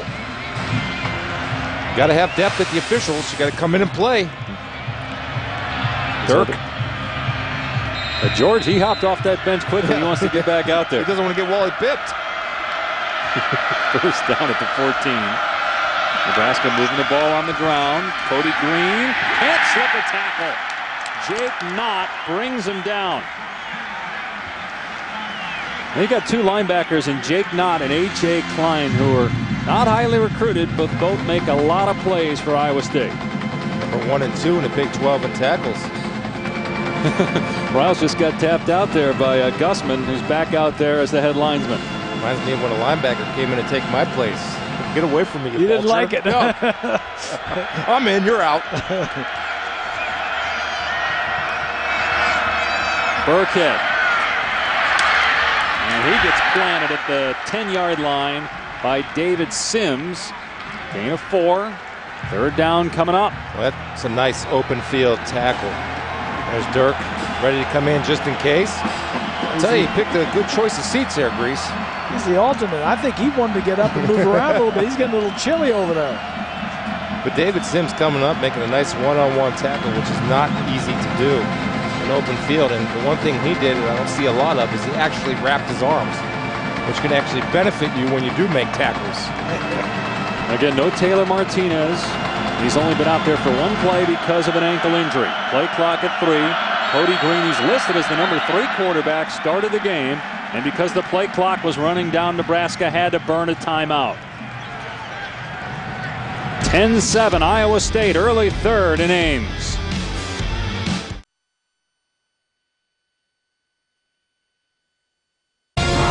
ESPN's College Football on ABC, brought to you by Nissan, proud partner of the Heisman Trophy. The Home Depot, more saving, more doing. That's the power of the Home Depot. And Cooper Tires, don't give up a thing. Big day for horse racing, of course, Breeders' Cup. The Classic coming on later on today. It's on ESPN. Zenyatta, 19-0. Is there a rematch that Calvin Burrell's called for? You saw that. Interesting formation here. And Burkhead has stood up. It's 4th down. Well, that play only tells me one thing. They have zero confidence in Cody Green to do something with the football through the air. They're really missing Taylor Martinez, because this is just a straight run to the right. With Taylor Martinez in there, they might have did an option, maybe a zone read. So Henry for a short field goal, 25 yards. He's missed just once this year, and that was blocked. It's perfect, and we are tied at 10. Let's check in with Robert Flores in our Times Square studio in New York. All right, Dave, AT&T All-America Player of the Week update. Edwin Baker, Michigan State, 27 carries, 179 yards, as Michigan State beats up Minnesota 31-8. You can text VOTE to 345-345 to take part and for a chance at a trip to the national title game. Now Nebraska still in the hunt for a spot in the BCS championship game, but number 7 in the BCS standings, tied with Iowa State. Well, after making it through last weekend's race unscathed, Jimmy Johnson, Denny Hamlin, and Kevin Harvick are locked in the tightest championship battle in Chase history. It continues at Texas Sunday, 3 Eastern on ESPN. Telecast presented by GoDaddy.com. So here in Ames, we're tied at 10, a low-scoring game a year ago when Nebraska turned it over 8 times. Iowa State won in Lincoln 9-7. A costly turnover by Nebraska at the end of the first half, and Iowa State turned that into a field goal to take the lead. The Huskers have tied it with a field goal of their own, and kickoff through the end zone. It will come out to the 20 for Iowa State. Here's Quint. Dave, we've been talking about the wind all day, blowing strong right to left out of the south at about 20 miles an hour. Gusts have been in a little more. But I talked to some locals at halftime. I was trying to figure out whether the wind's going to die down or whether it's going to pick up. They told me that typically out here in the plains, that as the sun goes down, the wind tends to die down as well. Well, and I bet Nebraska is hoping that's the case, because otherwise they'll be going into the wind in the 4th quarter. The Cyclones need a drive here, need to stay on the field. Arnaud bouncing back from a first quarter injury was brilliant in that second quarter. Robinson gets nothing here on first down. Cameron Meredith made the stop. Take a look at the impact field goals the Wind had on the field goals there in pregame. I mean, look at that thing. Start out going to the right, hook back to the left. Well, Phil Negro knuckleball in there. Robinson 77 yards on the day running the football, looking for his third straight 100-yard day on the ground. Nebraska showing blitz. And the ball is dropped and ruled incomplete. Darks recovered it anyway, but it's an incompletion. That was DeJon Gomes, who had to go to the locker room in the first half because of injury. He was showing blitz. Gomes, number 7, did a nice job of jumping up. They have bothered Darks. Took his eye off the ball, lost his concentration. Uncharacteristic of Darks to drop the ball. Suffered a few against Kansas last week. Arnaud with time, and he throws an interception to Austin Cassidy. Inside the 10, touchdown Nebraska.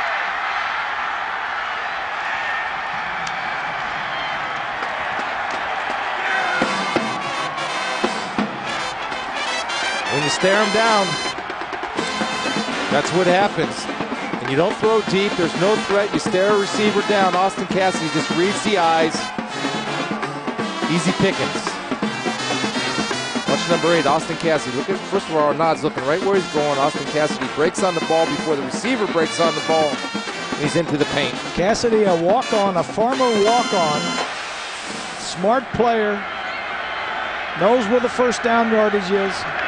Jumps in and makes the pick. And guys, what were the Iowa State coaches telling us yesterday? Hard to get Arnaud to be consistent and not make the big mistakes, but he does here. Boy, this is huge. Cassidy with his first interception of the year takes it home. Nebraska by 7.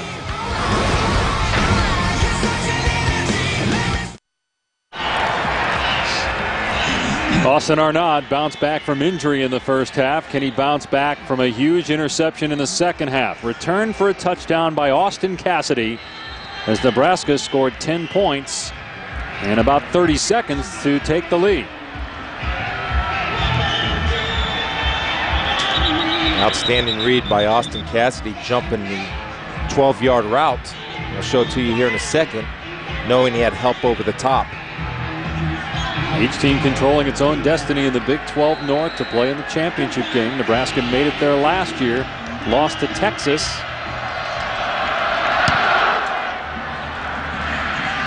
And this one takes a huge hop and goes into the end zone. And it's a touchback. They had to at least go get the ball there because it was touched, so it'll come out to the 20. Here's the bracket coverage. You got 3 receivers up there to the left. You got inside-out coverage. Watch as the receiver's going to run down the field. He's going to run a little inside route right here.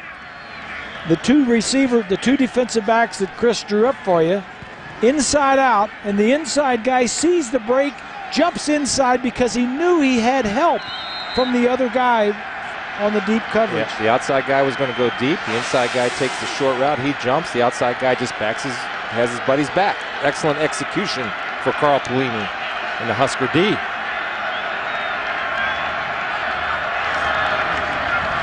Play fake, and Arnaud completes it out near the 25-yard line to the tight end Franklin. Bob, you've been talking a lot about the wind and the impact it has on a quarterback. With the wind, Arnaud is 8 of 10 for 61 yards and a touchdown. Against the wind, he's 5 of 8 for 30 yards and an interception. Yeah. Robinson grabbed and planted by Meredith. Not much there on second down. Here's Quint. A key drive for him in his mind right now, that being Austin Arnaud. Tom Herman, their offensive coordinator, at times says he's got to be a psychologist to the quarterback. It can be a little self-critical. Let's see how he bounces back from that critical mistake on that last series. The senior playing one of the hometown fans. He's from Ames. His dad played at Iowa State. His mom was a volleyball player in the Hall of Fame at Iowa State. Trying to come up big on third down. And it's a first down grab by Robinson to the 33-yard line. He's a fifth-year senior, and like I said before, this is his 35th start. So he's been around the block a few times, and he knows what it's like. But you mentioned those numbers with the wind and against the wind. But you didn't mention the defense. The defense knows you're throwing into the wind also, so they know they can jump it a little bit because you're not going to throw it too far down the field. A couple of short pass completions to get Arnaud going, and Robinson brought down again at the point of attack by David. They're not having as much running room here in the second half as they did in the first stanza. We actually had a big hole, and David did a nice job of grabbing the leg. And I think Robinson just saw that hole open a little bit too late. David's an outstanding football player, undersized linebacker, really the only linebacker on the field, as the Husker D likes to go dime, which is 6 defensive backs.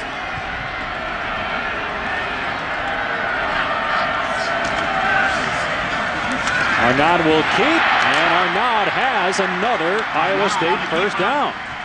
He's running at about 70% with that busted ankle that he sprained in the first half. Well, right there, I mean, that's a good sign for him to make a play for his teammates after the interception. You see him gimping and limping a little bit. Outstanding read on the option, saw that the pitch was taken, tucks the ball, runs, and gets what he can get through guts. Right there, he has the spat job on the right ankle. That's the tape job. That's how most people refer to it. They retaped it at halftime. Robinson in trouble, and Nebraska snuffing that out. Again, nothing doing for Robinson. Pierre Allen all over it, along with Anthony West. I think Robinson got the best compliment I ever heard a player get. When Coach Herman talked about if his daughter was 15 years older, he would actually like her to marry a guy like A-Rob. He's meant a lot to this program. Robinson, a senior from Minneapolis.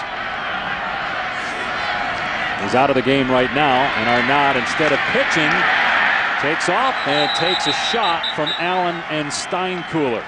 So 3rd down and 10 coming up. As quick as this Nebraska defense is, Chris, I don't think a play like that with Arnaud running an option wide to the wide side of the field, he's got a chance. You got him once, you're not going to get him again. And a nice job by number 34, Cameron Meredith, eating up blockers to allow his teammates to come to the football. 3rd and long, Arnaud in trouble. Holding going to be called here, but Arnaud throws another interception. It'll be declined, and Nebraska will take over as Eric Haig picks off Arnaud, who's shaken up again. Jason Ankra got pressure for Nebraska and was being held. Threw the ball up in the wind. It just kind of hung. Penalty is declined. Nebraska ball. I really think they made a mistake by not taking the wind in the 3rd quarter. Well, and you have a good reason why, because of the game, the flow of the game. Yeah, you want to stay. You're a big underdog. You're at home. You come out the second half. You want to continue staying ahead of these guys as long as you can. So what if Nebraska gets the win in the 4th quarter? Well, let them have it. We got the win in the 3rd quarter, and we're not going to throw those 2 picks if we're going into the win. Possessions on consecutive, or interceptions rather, on consecutive possessions for Iowa State, and then Helou was 1 broken tackle away from taking it the distance. Gets 4 yards. We're not talking upstairs to offensive coordinator Tom Herman. 2nd and 6. And Helou trying to cut it back.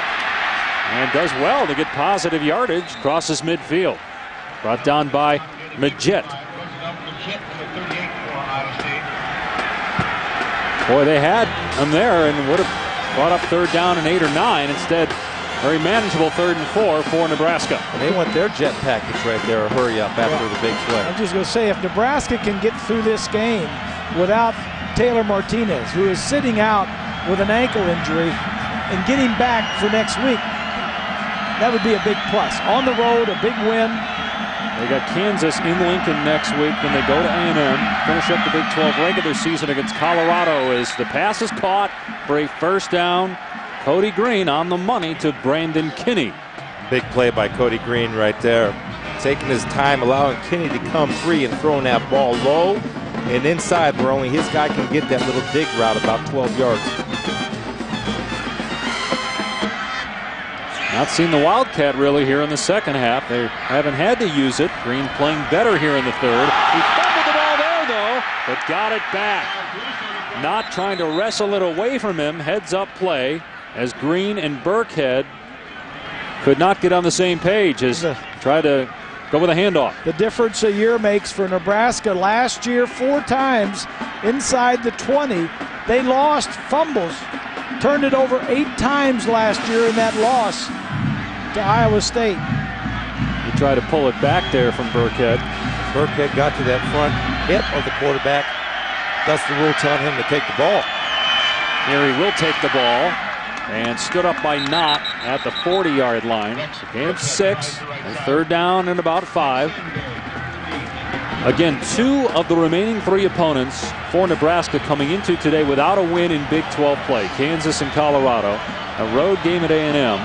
Nebraska's last Big 12 title was 1999. Of course, this is their last year in the Big 12. They'll move to the Big 10 in 2011 and play Murderers Row in the Big 10. They got a ridiculous schedule next year. No Oklahoma on Nebraska's schedule this year either. Maybe in the championship game. Right. 3rd down and 6. Long throw caught again by Kinney. 1st down, Cornhuskers. I don't know why the coverage isn't tighter. They're not running deep routes against this team. Understand the sticks and go ahead and get in the face and challenge. You're going to see Reeves is playing about 15 yards off Kinney. Fine, he's pushing you, but you understand the mindset of this offense and what they're trying to do. Maybe it's because they know they got the win. Fumbling the snap there is Cody Green. Couldn't handle it from Mike Caputo, so that pushes him back 4 yards. Yeah, but eventually you got to take your shots. And you got to line up and challenge your guys. Wally Burnham, the defensive coordinator. I'm sorry, Dave. They threw 1 pass over 20 yards today. So you got to guess a little bit. 2nd year for Burnham was at South Florida. He was also on Bobby Bowden's staff at Florida State in the early 80s, won a championship. Done a good job with this Iowa State defense. Here's Helou, and good job by the Cyclones at the point of attack. Gain of only a couple, 3rd and long coming up. This week on ESPN's Monday Night Football, Big Ben and the Steelers head to Cincinnati to face T.O. and the Bengals, who are in desperate need of wins. A lot of people thought they'd be a contender in the AFC, but been a rough year so far. Coverage begins at 7 Eastern with Monday Night Countdown, served by Applebee's. And T.O. didn't take long to throw McNabb under the bus on that 2-minute drill. Now with McNabb being pulled by Mike Shanahan, who said that McNabb wasn't conditioned enough to run the 2-minute offense, whatever that means. 3rd and 12. Back to throw, and down the middle, it's caught inside the 10-yard line. Inside the 5 is Kyler Reed. 3 3rd down conversions on this drive, throwing the ball for Cody Green. Watch A.J. Klein. You're going to see right there. Kyler gets inside, and A.J. McNeil makes the decision of letting him get inside. You got to hold your integrity on that responsibility of keeping that receiver to the outside. Why? Because that's where your safety is, on the outside. Good route by Kyler Reed. He's a tight end, but he's almost a half-breed wide receiver tight end. Good route runner. Burkhead down to the 2-yard line, so it'll be 2nd and goal. Now, coming into today, Reed had 7 catches. 4 of those were touchdowns, all 33 yards or more. He's a big play guy. We saw it there in 3rd down and long. It's just about discipline and coverage. For A.J., if he keeps him on his outside, it pushes him toward the safety so he can get help on those deeper routes.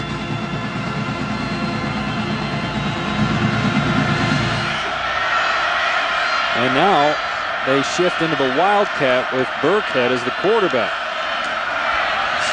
And Burkhead behind the blocker is in. Touchdown, Nebraska.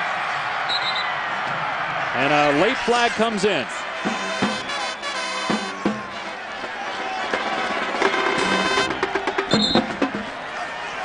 Ricky Henry, the right guard, with a big block. And Burkhead running behind him makes it a 2-possession game.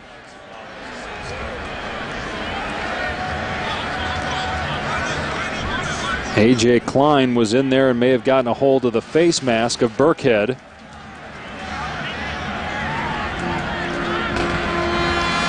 And you see it there. Yep. After the score, personal foul, number 48, Nebraska. 15-yard penalty being forced on the kickoff. Well, they call a personal foul on Nebraska on Tyler Legate. Wow. Now, the benefit, well, I guess not the benefit, but the good news is if you're Nebraska is that because you have the wind at your back, even though you're kicking 15 yards back, it may not really affect you, as the extra point is good. 4th touchdown this season by Burkhead. 17 straight points for Nebraska. We've got a Sports Center right now. Here's Robert Flores. Here's what's happening right now in Sports Center, presented by Discover. Number 1 Oregon leading Washington 25-16. Darren Thomas to Jeff Mayo for the touchdown. And number 10 LSU has erupted for 10 points. Jordan Jefferson to Reuben Randall. They lead number 6 Alabama 10-7. Robert, here it is 24-10 Nebraska. All 3 touchdowns for the Cornhuskers today have been following Iowa State turnovers, one directly off a turnover on a pick 6. So no face mask is called. Instead they get Legate, who undoubtedly was upset with A.J. Klein for what Legate thought was an illegal play by Klein. Twisting the helmet of the runner. The officials didn't see that, and so Nebraska kicks off from the 15, but again they'll have the wind at their back. A chance for the Cyclones to get some type of field position to work with. But again, because of the wind, Kanalik hammers that thing into the end zone. Iowa State's going to run it out. Chantrell Johnson across the 20 into the 25-yard line. Well, we said that Nebraska, when it moves to the Big Ten next year, has a ridiculously tough schedule. This is just their conference games. They got to go to Wisconsin, to Penn State, to Michigan, play Ohio State, Michigan State, Northwestern, and Iowa at home. They also play Fresno State and Washington. The teams that aren't on that schedule for the Big Ten are Indiana, Purdue, and Illinois. And Nebraska will play Penn State every year. That is their protected crossover rivalry game in the realigned Big Ten. As Robinson is spilled for a loss by Cameron Meredith, the final play of the 3rd quarter. So Iowa State led by 3 at the half, but they'll enter the 4th quarter down 14 points. ESPN's presentation of college football on ABC returns after this message and a word from our ABC stations.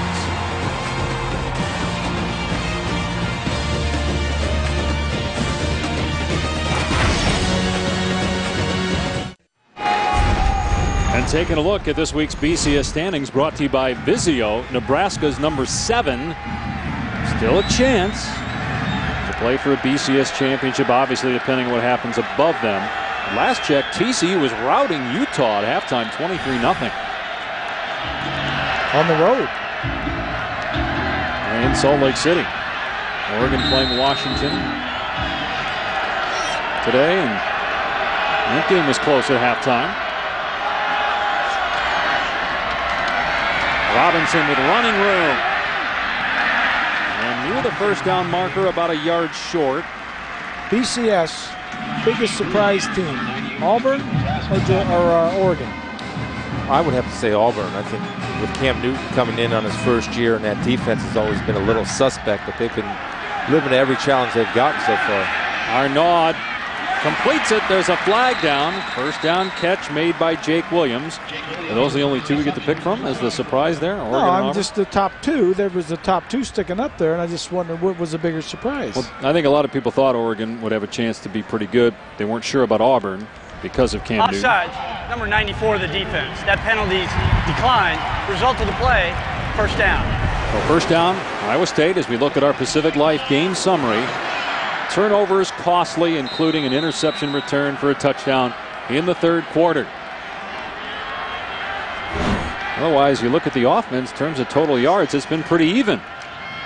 Here's Robinson one-on-one with a defender, and he cannot get away from Dejon Gomes. He'll lose 3 yards. They spot him down at the 42.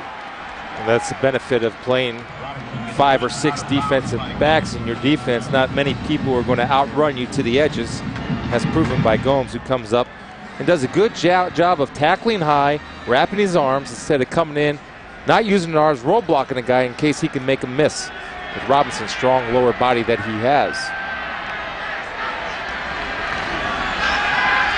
Arnaud rolling out and has it complete near midfield. Good job walking the tightrope is Williams. Looks like he's got the first down. Great run after the catch by Jake Williams, a guy that at one time Tom Herman, the offensive coordinator, said he didn't even know who he was. Yeah, he was a former walk-on. Came into the ball game with 7 career touchdowns. Picked up a first down. He brings to that position his consistency, nicknamed Steady Eddie. That's big for Iowa State. They've got the ball at the Nebraska 45. Iowa State 1 win shy of being bowl eligible. Each team controls its own destiny in the Big 12 North. Arnaud pulling it back, looking downfield, and Lenz has the catch at the 15-yard line of Nebraska. You can see what drives the coaches crazy about Austin Arnaud. When you can make a dart like that and throw a couple of balls that he's thrown today. They got the hurry up going. Robinson kind of busted to the outside, and a flag comes down in the area of offensive holding. Personal foul, face mask, number 77, Iowa State. 15-yard penalty, first down. Left guard Alex Alvarez, boy. Turnovers and penalties killing Iowa State in the second half. And inside the 15 or 20-yard line, this is about the third 10-yard penalty that they've had inside there. That's just tough to pick up. That's a 15-yard. 77. Yeah, that's kind of obvious there. So it makes it first down and 25. Check that second down. Arnaud is incomplete, intended for Reynolds, but a flag down. There was contact after the play was over. And Courtney Osborne targeting Reynolds. Pass interference, number 4 of the defense. Spot foul, first down. They actually get pass interference not for on the Levante late, David. Yeah, not the late hit, but it's a first down. Yeah.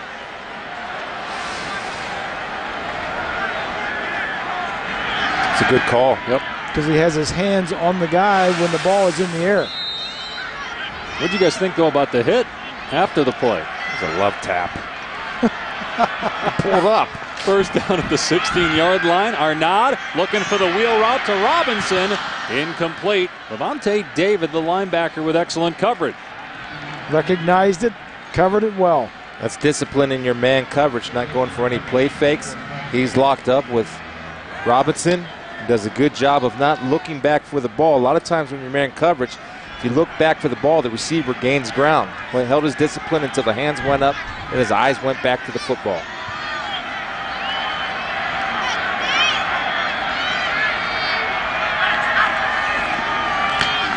Robinson straight ahead, fumbled the ball, but got it back at the 6-yard line, right at the first down marker. Wow. That thing bounced right to him. It was forced by Austin Cassidy, who had the pick 6 earlier. It's a first down for Iowa State. And with those turnovers, it's amazing that Iowa State is still in this ball game. Paul Rhodes told us yesterday that he felt that they needed a +3 turnover margin on their side for them to be in this ball game with Nebraska. But then he thought Taylor Martinez was playing. They only had 11 giveaways coming into the game, plus our 9th in the nation in turnover margin. Arnaud down to the 1-yard line. Stopped by Osborne. So second and goal coming up.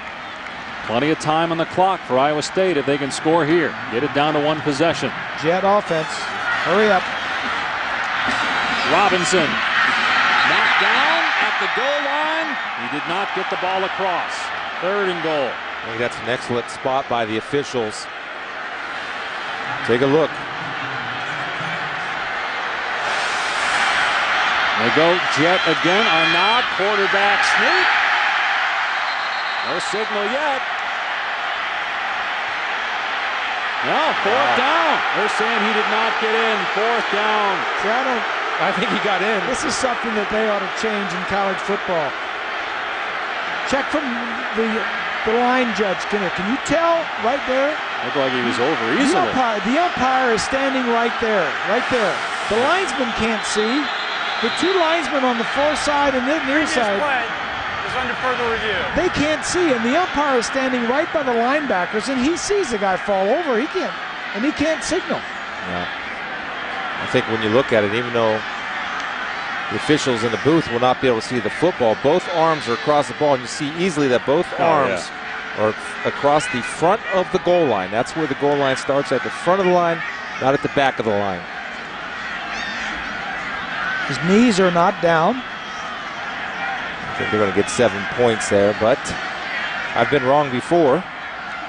Again, it's got to be indisputable video evidence to overturn the ruling in the field. And boy, again, it looks like he's in. It looks like he's across. They're done looking at it. So further review, the ball broke the plane of the goal line. Touchdown. Iowa State within one score. The bottom line is they should not ask the line judge and the head linesman on either side to try and make that call when you can't see. Well, can the umpire see it? If he sees it, the umpire can go ahead and call. Nobody never does. He cannot make that call. It's those two guys on either line.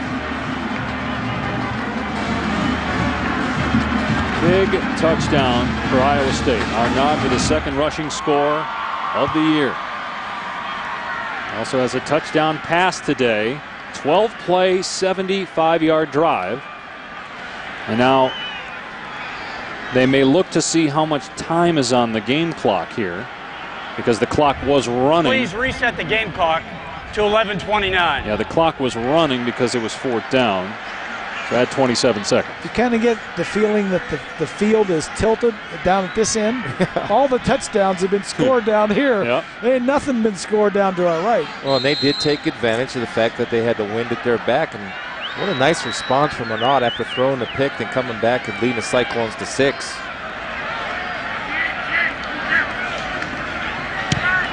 And Mahoney puts it through 24-17. Iowa State back within 7. Plenty of time left in the fourth. Iowa State back within 7 of Nebraska with 11:29 remaining in the fourth quarter here in Ames. Iowa State is 1 win away from bowl eligibility, and that's big here. They won 5 games the 2 years Gene Chizik was here. Won 7 a year ago, including the Insight Bowl. Trying to knock off Nebraska for the second straight time as Niles Paul takes it out.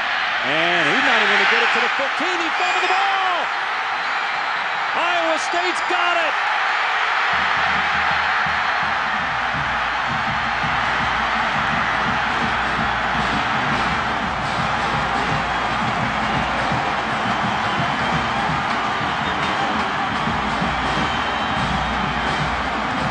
Deion Broomfield recovers the fumble for Iowa State. Ball is definitely out. The Cyclones had 20 takeaways coming into this ball game. That's 11th best in the nation. That's one thing defensively they are very good at, and that is taking the ball away. Preston Kaufman forced the fumble. Iowa State takes over inside the 15. Arnaud's pass knocked down by Gomes. Job of Gomes reading eyes and getting the hands up on a short drop. One thing you can do to prevent that in the future for Gomes is you go ahead and you chop that guy's knees out. Those hands come down real fast for sure. to create a throwing lane. Yeah. Going back to the kickoff, Paul probably never should have taken it out, huh? Yeah. He wasn't even going to reach the 15-yard line. On second down, Robinson cannot cut it back. Maybe got back to the line of scrimmage. Levante David again for Nebraska. So third down and long. You know, one thing they haven't done, the Cyclone offense, you got an NFL, maybe NFL caliber tight end in Colin Franklin. He's 6'5", 6'6". You got a height advantage down here. Get him involved. He's your leading receiver coming into this football game. He's up here at the top of your screen. He only has 1 catch today. 3rd and 10 for Arnaud and company. Arnaud with time. Open man! Touchdown! Robinson out of the backfield.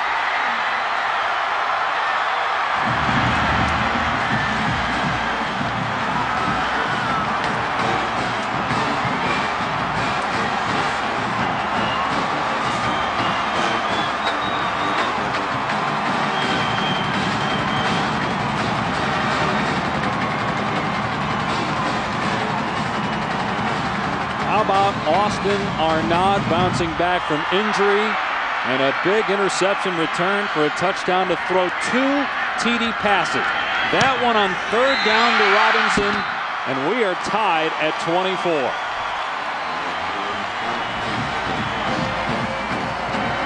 Here's Robinson right here in the back. These two guys are going to come inside.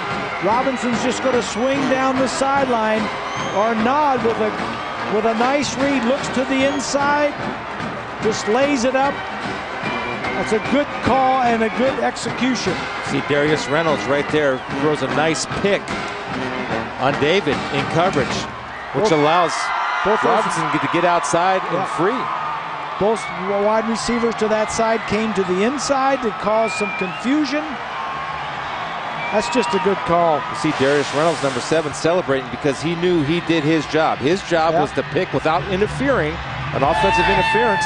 Pick David, the linebacker, was man-to-man coverage. It was a well-called play, well executed. Tommy Herman up in the box. Hats off to you on that one, buddy. And again, you guys brought up the wind earlier. With the win, Arnaud 12 of 16, 130 yards and 2 scores. Against the win, 6 of 10, no scores, 2 interceptions. Arnaud's 2nd touchdown pass today. He also has 1 rushing. Now, as Paul says, I ain't getting anywhere near that ball. Lets it go into the end zone. He was the one who fumbled the last time. Coming up on Saturday Night Football here on ABC. A good one in the Pac-10 as Arizona takes on Stanford. Some of you will see Missouri and Texas Tech. Saturday Night Football presented by Southwest Airlines on ABC tonight, 8 Eastern, 5 Pacific. Up Texas Tech, I start out running the football. See if Missouri fixed its problems last week. Missouri obviously keeping an eye on this game. Lost to Nebraska last week, still has to play Iowa State. Winner of this game controls its own destiny in the Big 12 North to get to the Big 12 championship game. Here is Halou. And he's run out of bounds at the 27-yard line by David Sims, but a pickup of 7 yards. Halou last week set the school record with 307 yards, and he's got 91 yards today.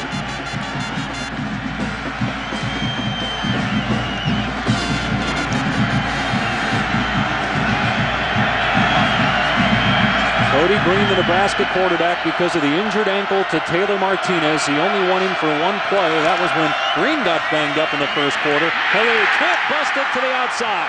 Dragged down by Taryn Benton. Loss of 2 on the play. Taryn Benton, normally a corner, is playing a nickel back or an extra linebacker. Did a good job of holding his position. That's what Paul Rhodes was talking about coming out of the half. Gap integrity. Not chasing, but trusting that your defense will turn the ball back to you, the out-block player.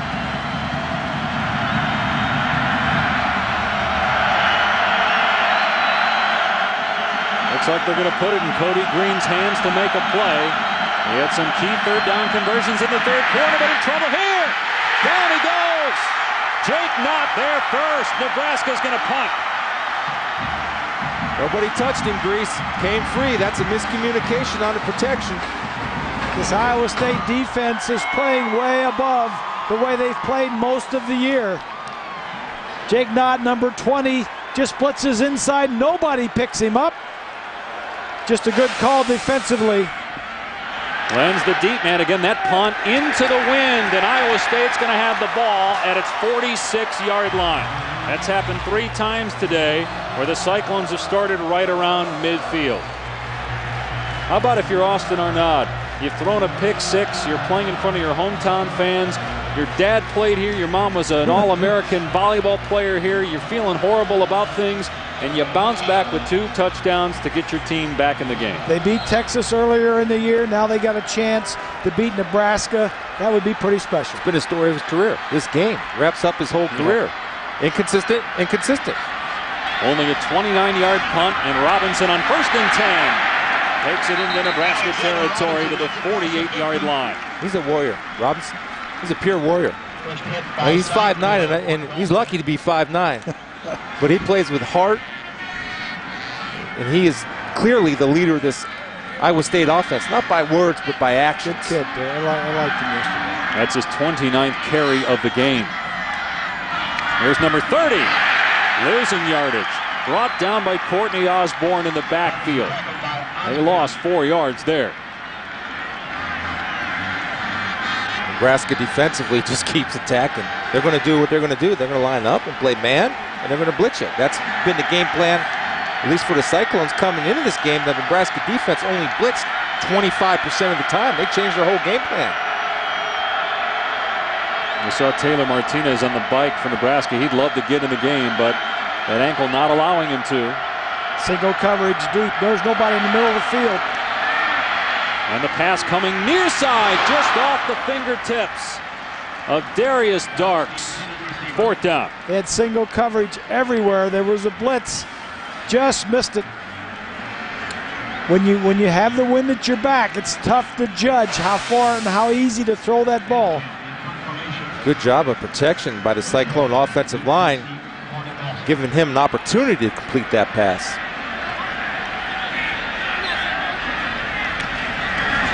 True freshman Kirby Vanderkamp kicking with the wind at his back, and the wind bounces it into the end zone for a touchback.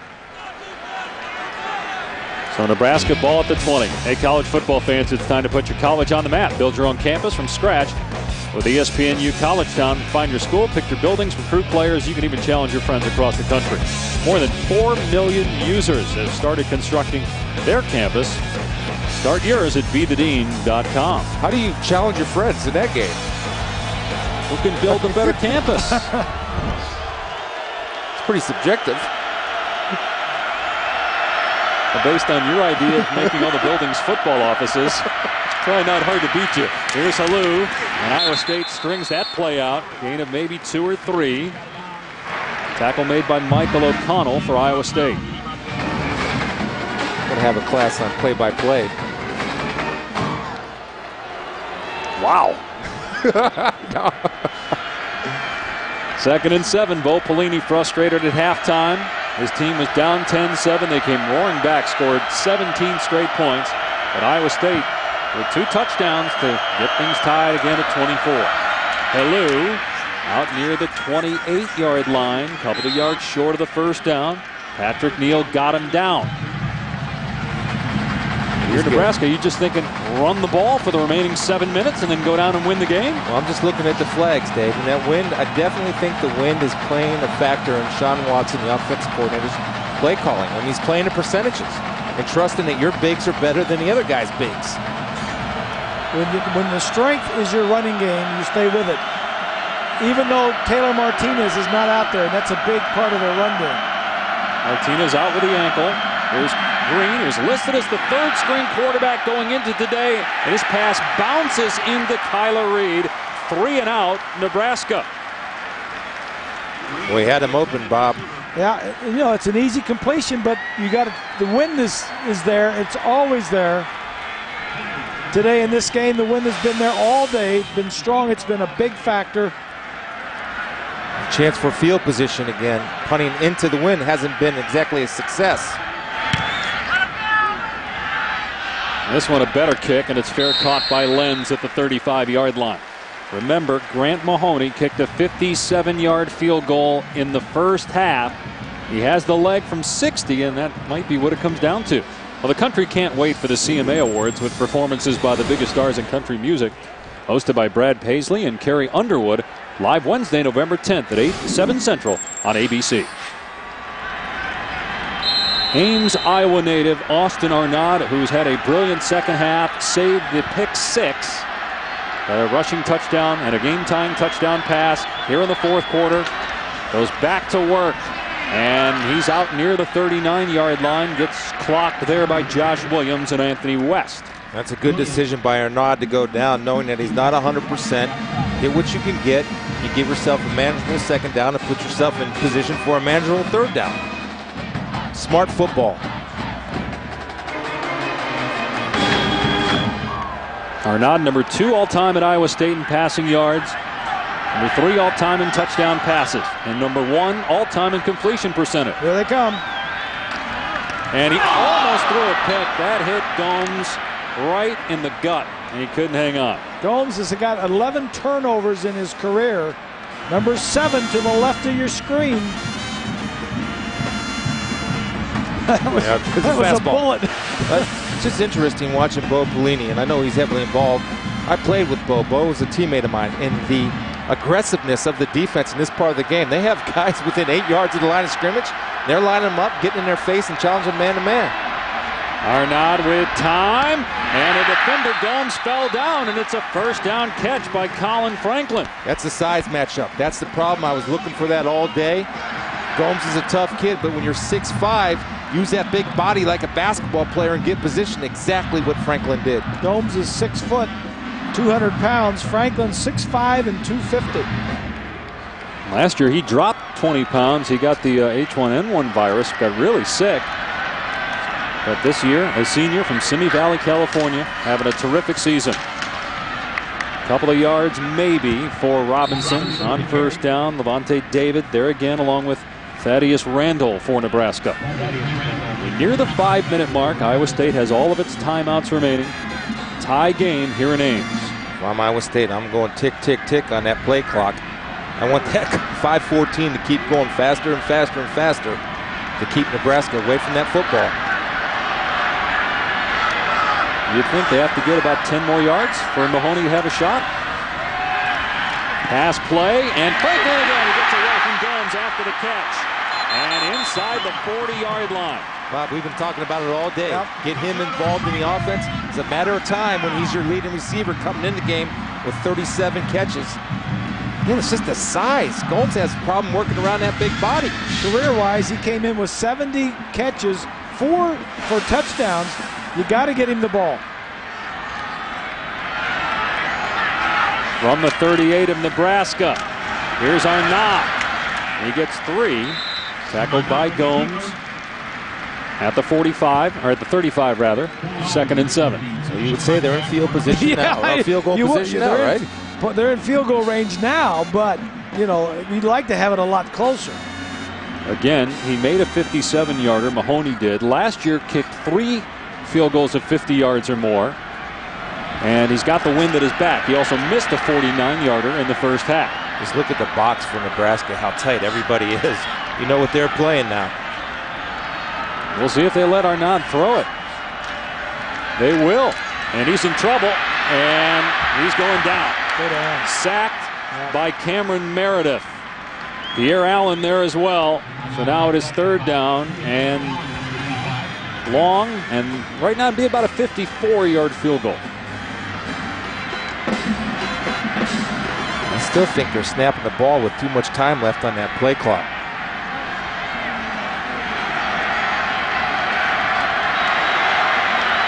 You see they have to get to about the 28-yard line to get the first down.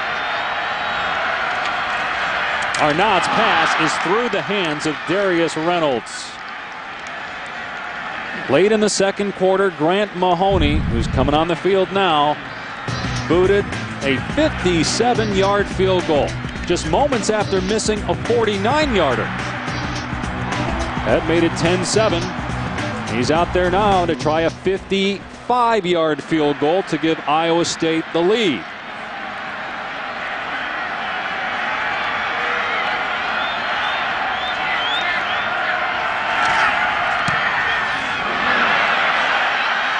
And this one misses wide right.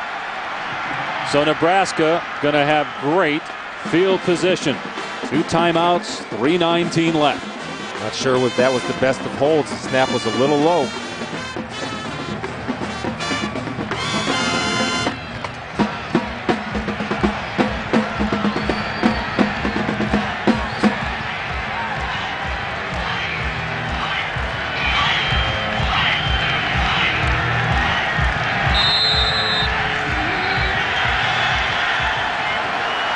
We welcome those of you watching the Washington-Oregon game. Nebraska and Iowa State tied at 24. Rex Burkhead has played a lot at the Wildcat quarterback position. It's about 5 yards. Dave Pasch with Bob Greasy, Chris Spielman, Quint Kesnick down on the field. Taylor Martinez, the outstanding redshirt freshman quarterback for Nebraska, has played only one play. Did not start because of an ankle injury. Zach Lee, who was the backup last week, has a sore arm. So Cody Green, the number 3 quarterback, at least coming into today, started, and he's out there right now on 2nd down and 5. Gonna hand it off to Roy Helu, who last week ran for over 300 yards. Gets nothing here. David Sims making the play. It's gonna bring up 3rd down. And that's the difference between last week when Roy Helu was going nuts on Missouri, was that the angles that the Missouri safety was taking. Right here, David Sims has had a big game, solid tackler, smart player, and not getting beat to the corner and taking proper angles so he can keep up with the speed of Helu Jr. And give credit to that defensive line, Iowa State, and those 2 inside linebackers, Knott and Klein. Got a timeout on the field. 1 timeout remaining for Nebraska. Big 3rd down and 3 for the Cornhuskers when we come back.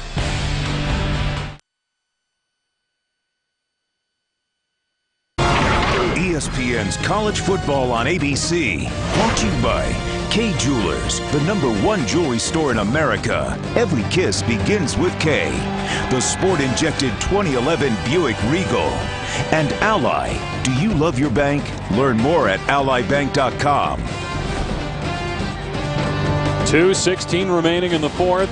Number 7, Nebraska, tied with Iowa State at 24.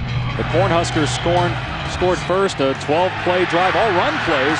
Roy Helu Jr. with the touchdown, and then an interception return for a score by Cassidy. It was 24-10 Nebraska, but 2 fourth-quarter touchdowns by Iowa State. Here was the touchdown by Burkhead that put Nebraska up by 2 scores. Then a rushing touchdown by Iowa State quarterback Austin Arnaud, and that passing touchdown you just saw to Robinson tied the game to 24.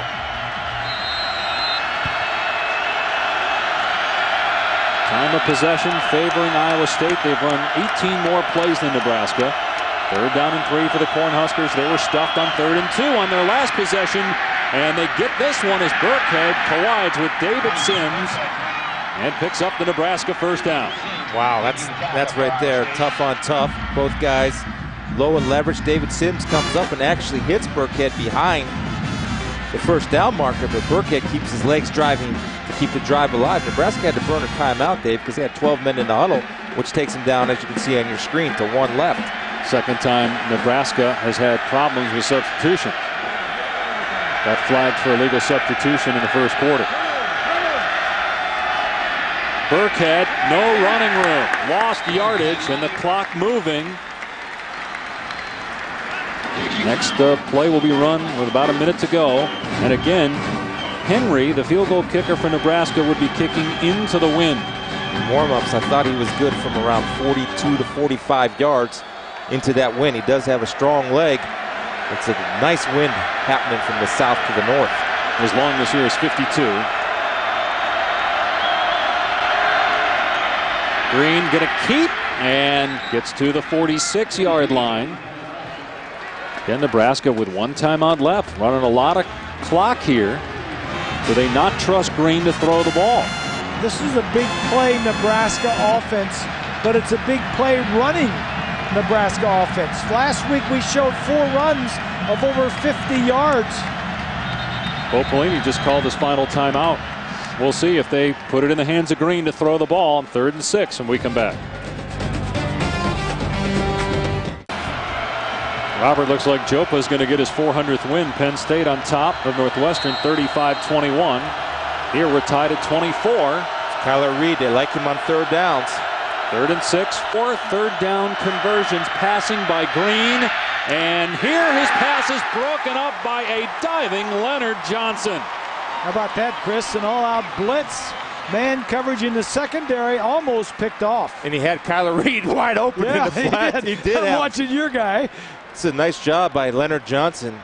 Cutting underneath, making a good play, keeping his hands away, and swatting the ball down. And Green realized he didn't have a lot of time to throw because of the blitz. Iowa State's got to get guys off the field. They almost got called for an illegal substitution penalty themselves. And that punt into the wind, but nonetheless, Henry boots it into the end zone. So Iowa State's going to have the ball at its 20 with 3 timeouts remaining and 40 seconds left. Tied at 24 in Ames.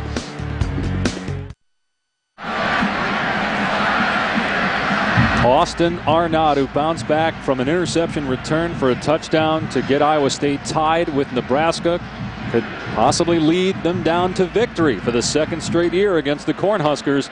They've got the ball at their 20, 3 timeouts remaining.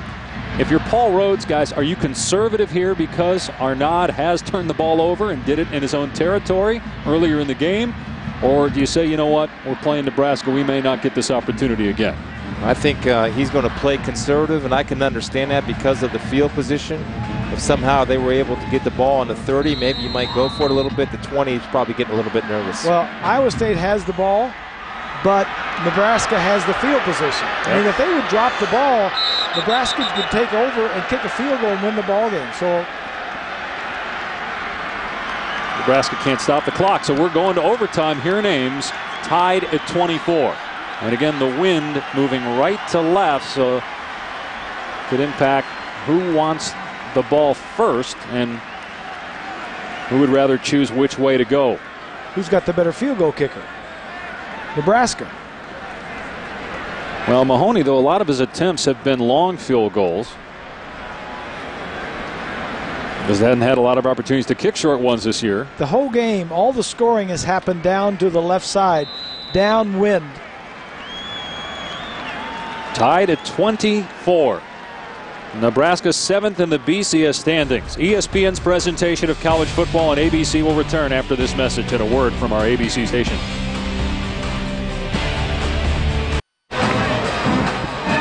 Overtime here in Ames, Iowa. Cyclones trying to knock off Nebraska for the 2nd straight year.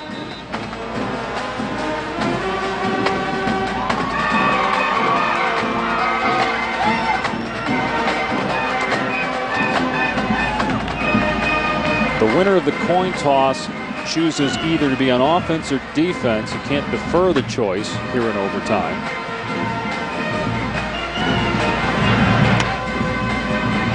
Here's Greg Iowa Burks, the State referee. won the toss and chose to play defense. Nebraska chose to play on the south end of the field. So Nebraska will be an offense first, and if there are any field goals, they'll be into the wind. Yeah, this is the first time in a long time that anybody has played down at this end of the field. And any field goals that are kicked in the first overtime will be kicked into the wind.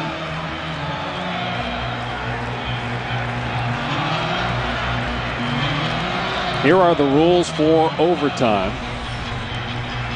We already talked and got the coin toss out of the way. Each team gets 1 possession from the 25-yard line per overtime till a winner is decided. And once you get to the 3rd overtime, if you do, you must go for 2. And here's a look at what things were like at about 2 o'clock local time, pregame, kicking field goals into the wind. Rex Burkhead is in at quarterback to run the Wildcat on 1st down, and Burkhead has a lane up down at the 19-yard line. Which team do you guys think has the advantage, or does neither team have the advantage here in overtime? Well, I think Nebraska has the advantage as far as their ability to run the football into the wind. That's where they've had the most success, and a lot of success out of that last formation we just saw with Burkhead basically running the spread option. Nebraska chose to go at this end into the wind, knowing that they don't have a lot of strong passing game, and running doesn't affect by the wind. Here's Burkhead trying to get outside, tripped up but keeps his feet, and Burkhead scores. Touchdown, Nebraska.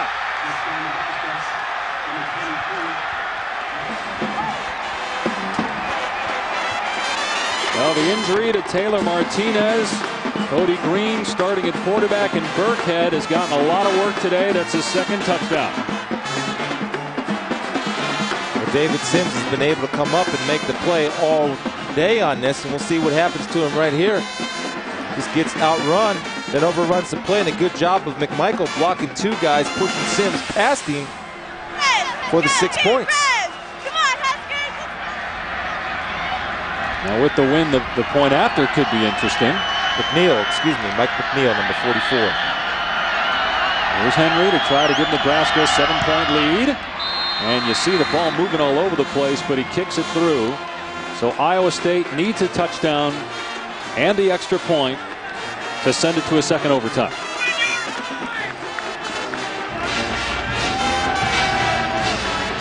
Burkett, he's 130 yards now on 20 carries. Here comes Ames, Iowa native Austin Arnaud. One of his biggest games in his career. He was unable to play last year because of injury in Lincoln when Iowa State won that game. He did help beat Texas on the road and trying to keep his team alive here in overtime against Nebraska.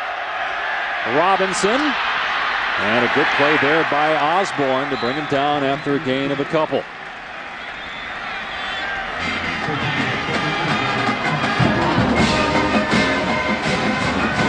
There's pressure on the offense here now. You have to get into the end zone or you lose the ball game. Iowa State came storming back from 14 down in the fourth quarter to tie the game and send it to OT. Quarterback draw, big running lane. Arnaud inside the 10-yard line. It'll be first and goal, Cyclones. Big play by the quarterback. Inconsistent coming into the ball game. This is just a really good play. Made it look like a pass. Everybody dropped back. The lanes opened up. That's a huge play for Iowa State. Meanwhile, the center, Ben Lamach, and the quarterback, Austin Arnaud, are both hobbling. Arnaud got hurt in the first half, got bent over backwards, and came back into the game. Lamach, who missed last week because of a knee injury, has tried to fight and play through it today. And Alex Alvarez, the left guard, now moves to center, and this is without any snaps. Well, just something to be aware of. He's got to get a feel for that football in his hand. First down and goal from the 9.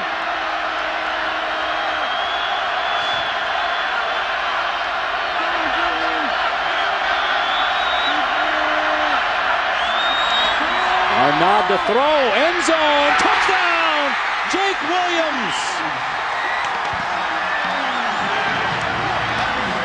That's the second time today they scored on the back shoulder fade. They go right back to it, working on number 5, West. But Jake Williams does a great job of timing, not showing it until late. Ball's perfectly placed on the 3. Good job of going up, snagging it with his hands, and getting it away from the defender's hands. Not that big. He's only 6'2". West is 6 feet. Just has good timing and good hands. Now here's Mahoney for the point after to try to send it to a second overtime. And it's a fake! And it's intercepted! Nebraska wins!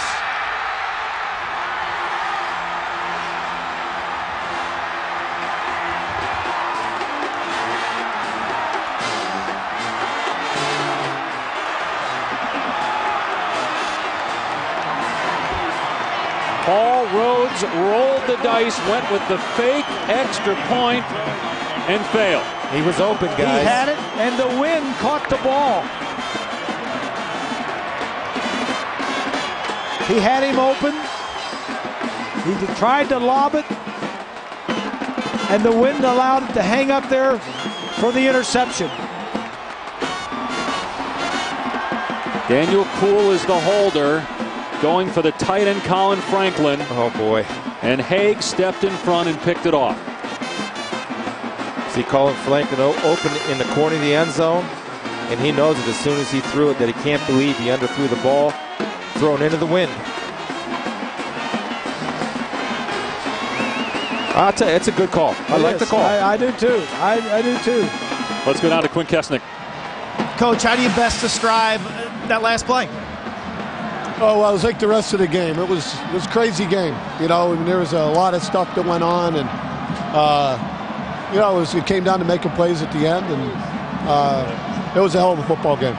You're up 24-17. Next thing you know, things turn 24-24. What was going on in your mind? It felt like we were in control, and then we got sloppy tackling on the one drive. Then we put the ball on the ground, and on the road you can't do that. We lost some momentum. It just didn't. but we did enough things in the end to win the game. We didn't play our best football. But, you got to win a couple games like this, and we did today. Adversity hits in November. Taylor Martinez played one play today. How do you best describe what Cody was able to do at quarterback? Well, we were down. We were short on a couple where, we were out and we missed a couple of our guys. And obviously our quarterback, our starting corner, and a couple other guys. But you got to find a way to win. We did that today, and we'll move on to the next one. You did that. Congratulations, Coach. Appreciate it. Big 12 championship hopes remain, and who knows? Nebraska's still in the hunt as a one-loss team for a BCS championship berth. 31-30, Nebraska wins in overtime. For Bob Gracie, Chris Spielman, Quinn Kestnick, our entire crew, I'm Dave Pash. Nebraska, 7th in the BCS standings, survives in overtime by a point. Now to our Times Square studio, John Saunders and Jesse Palmer.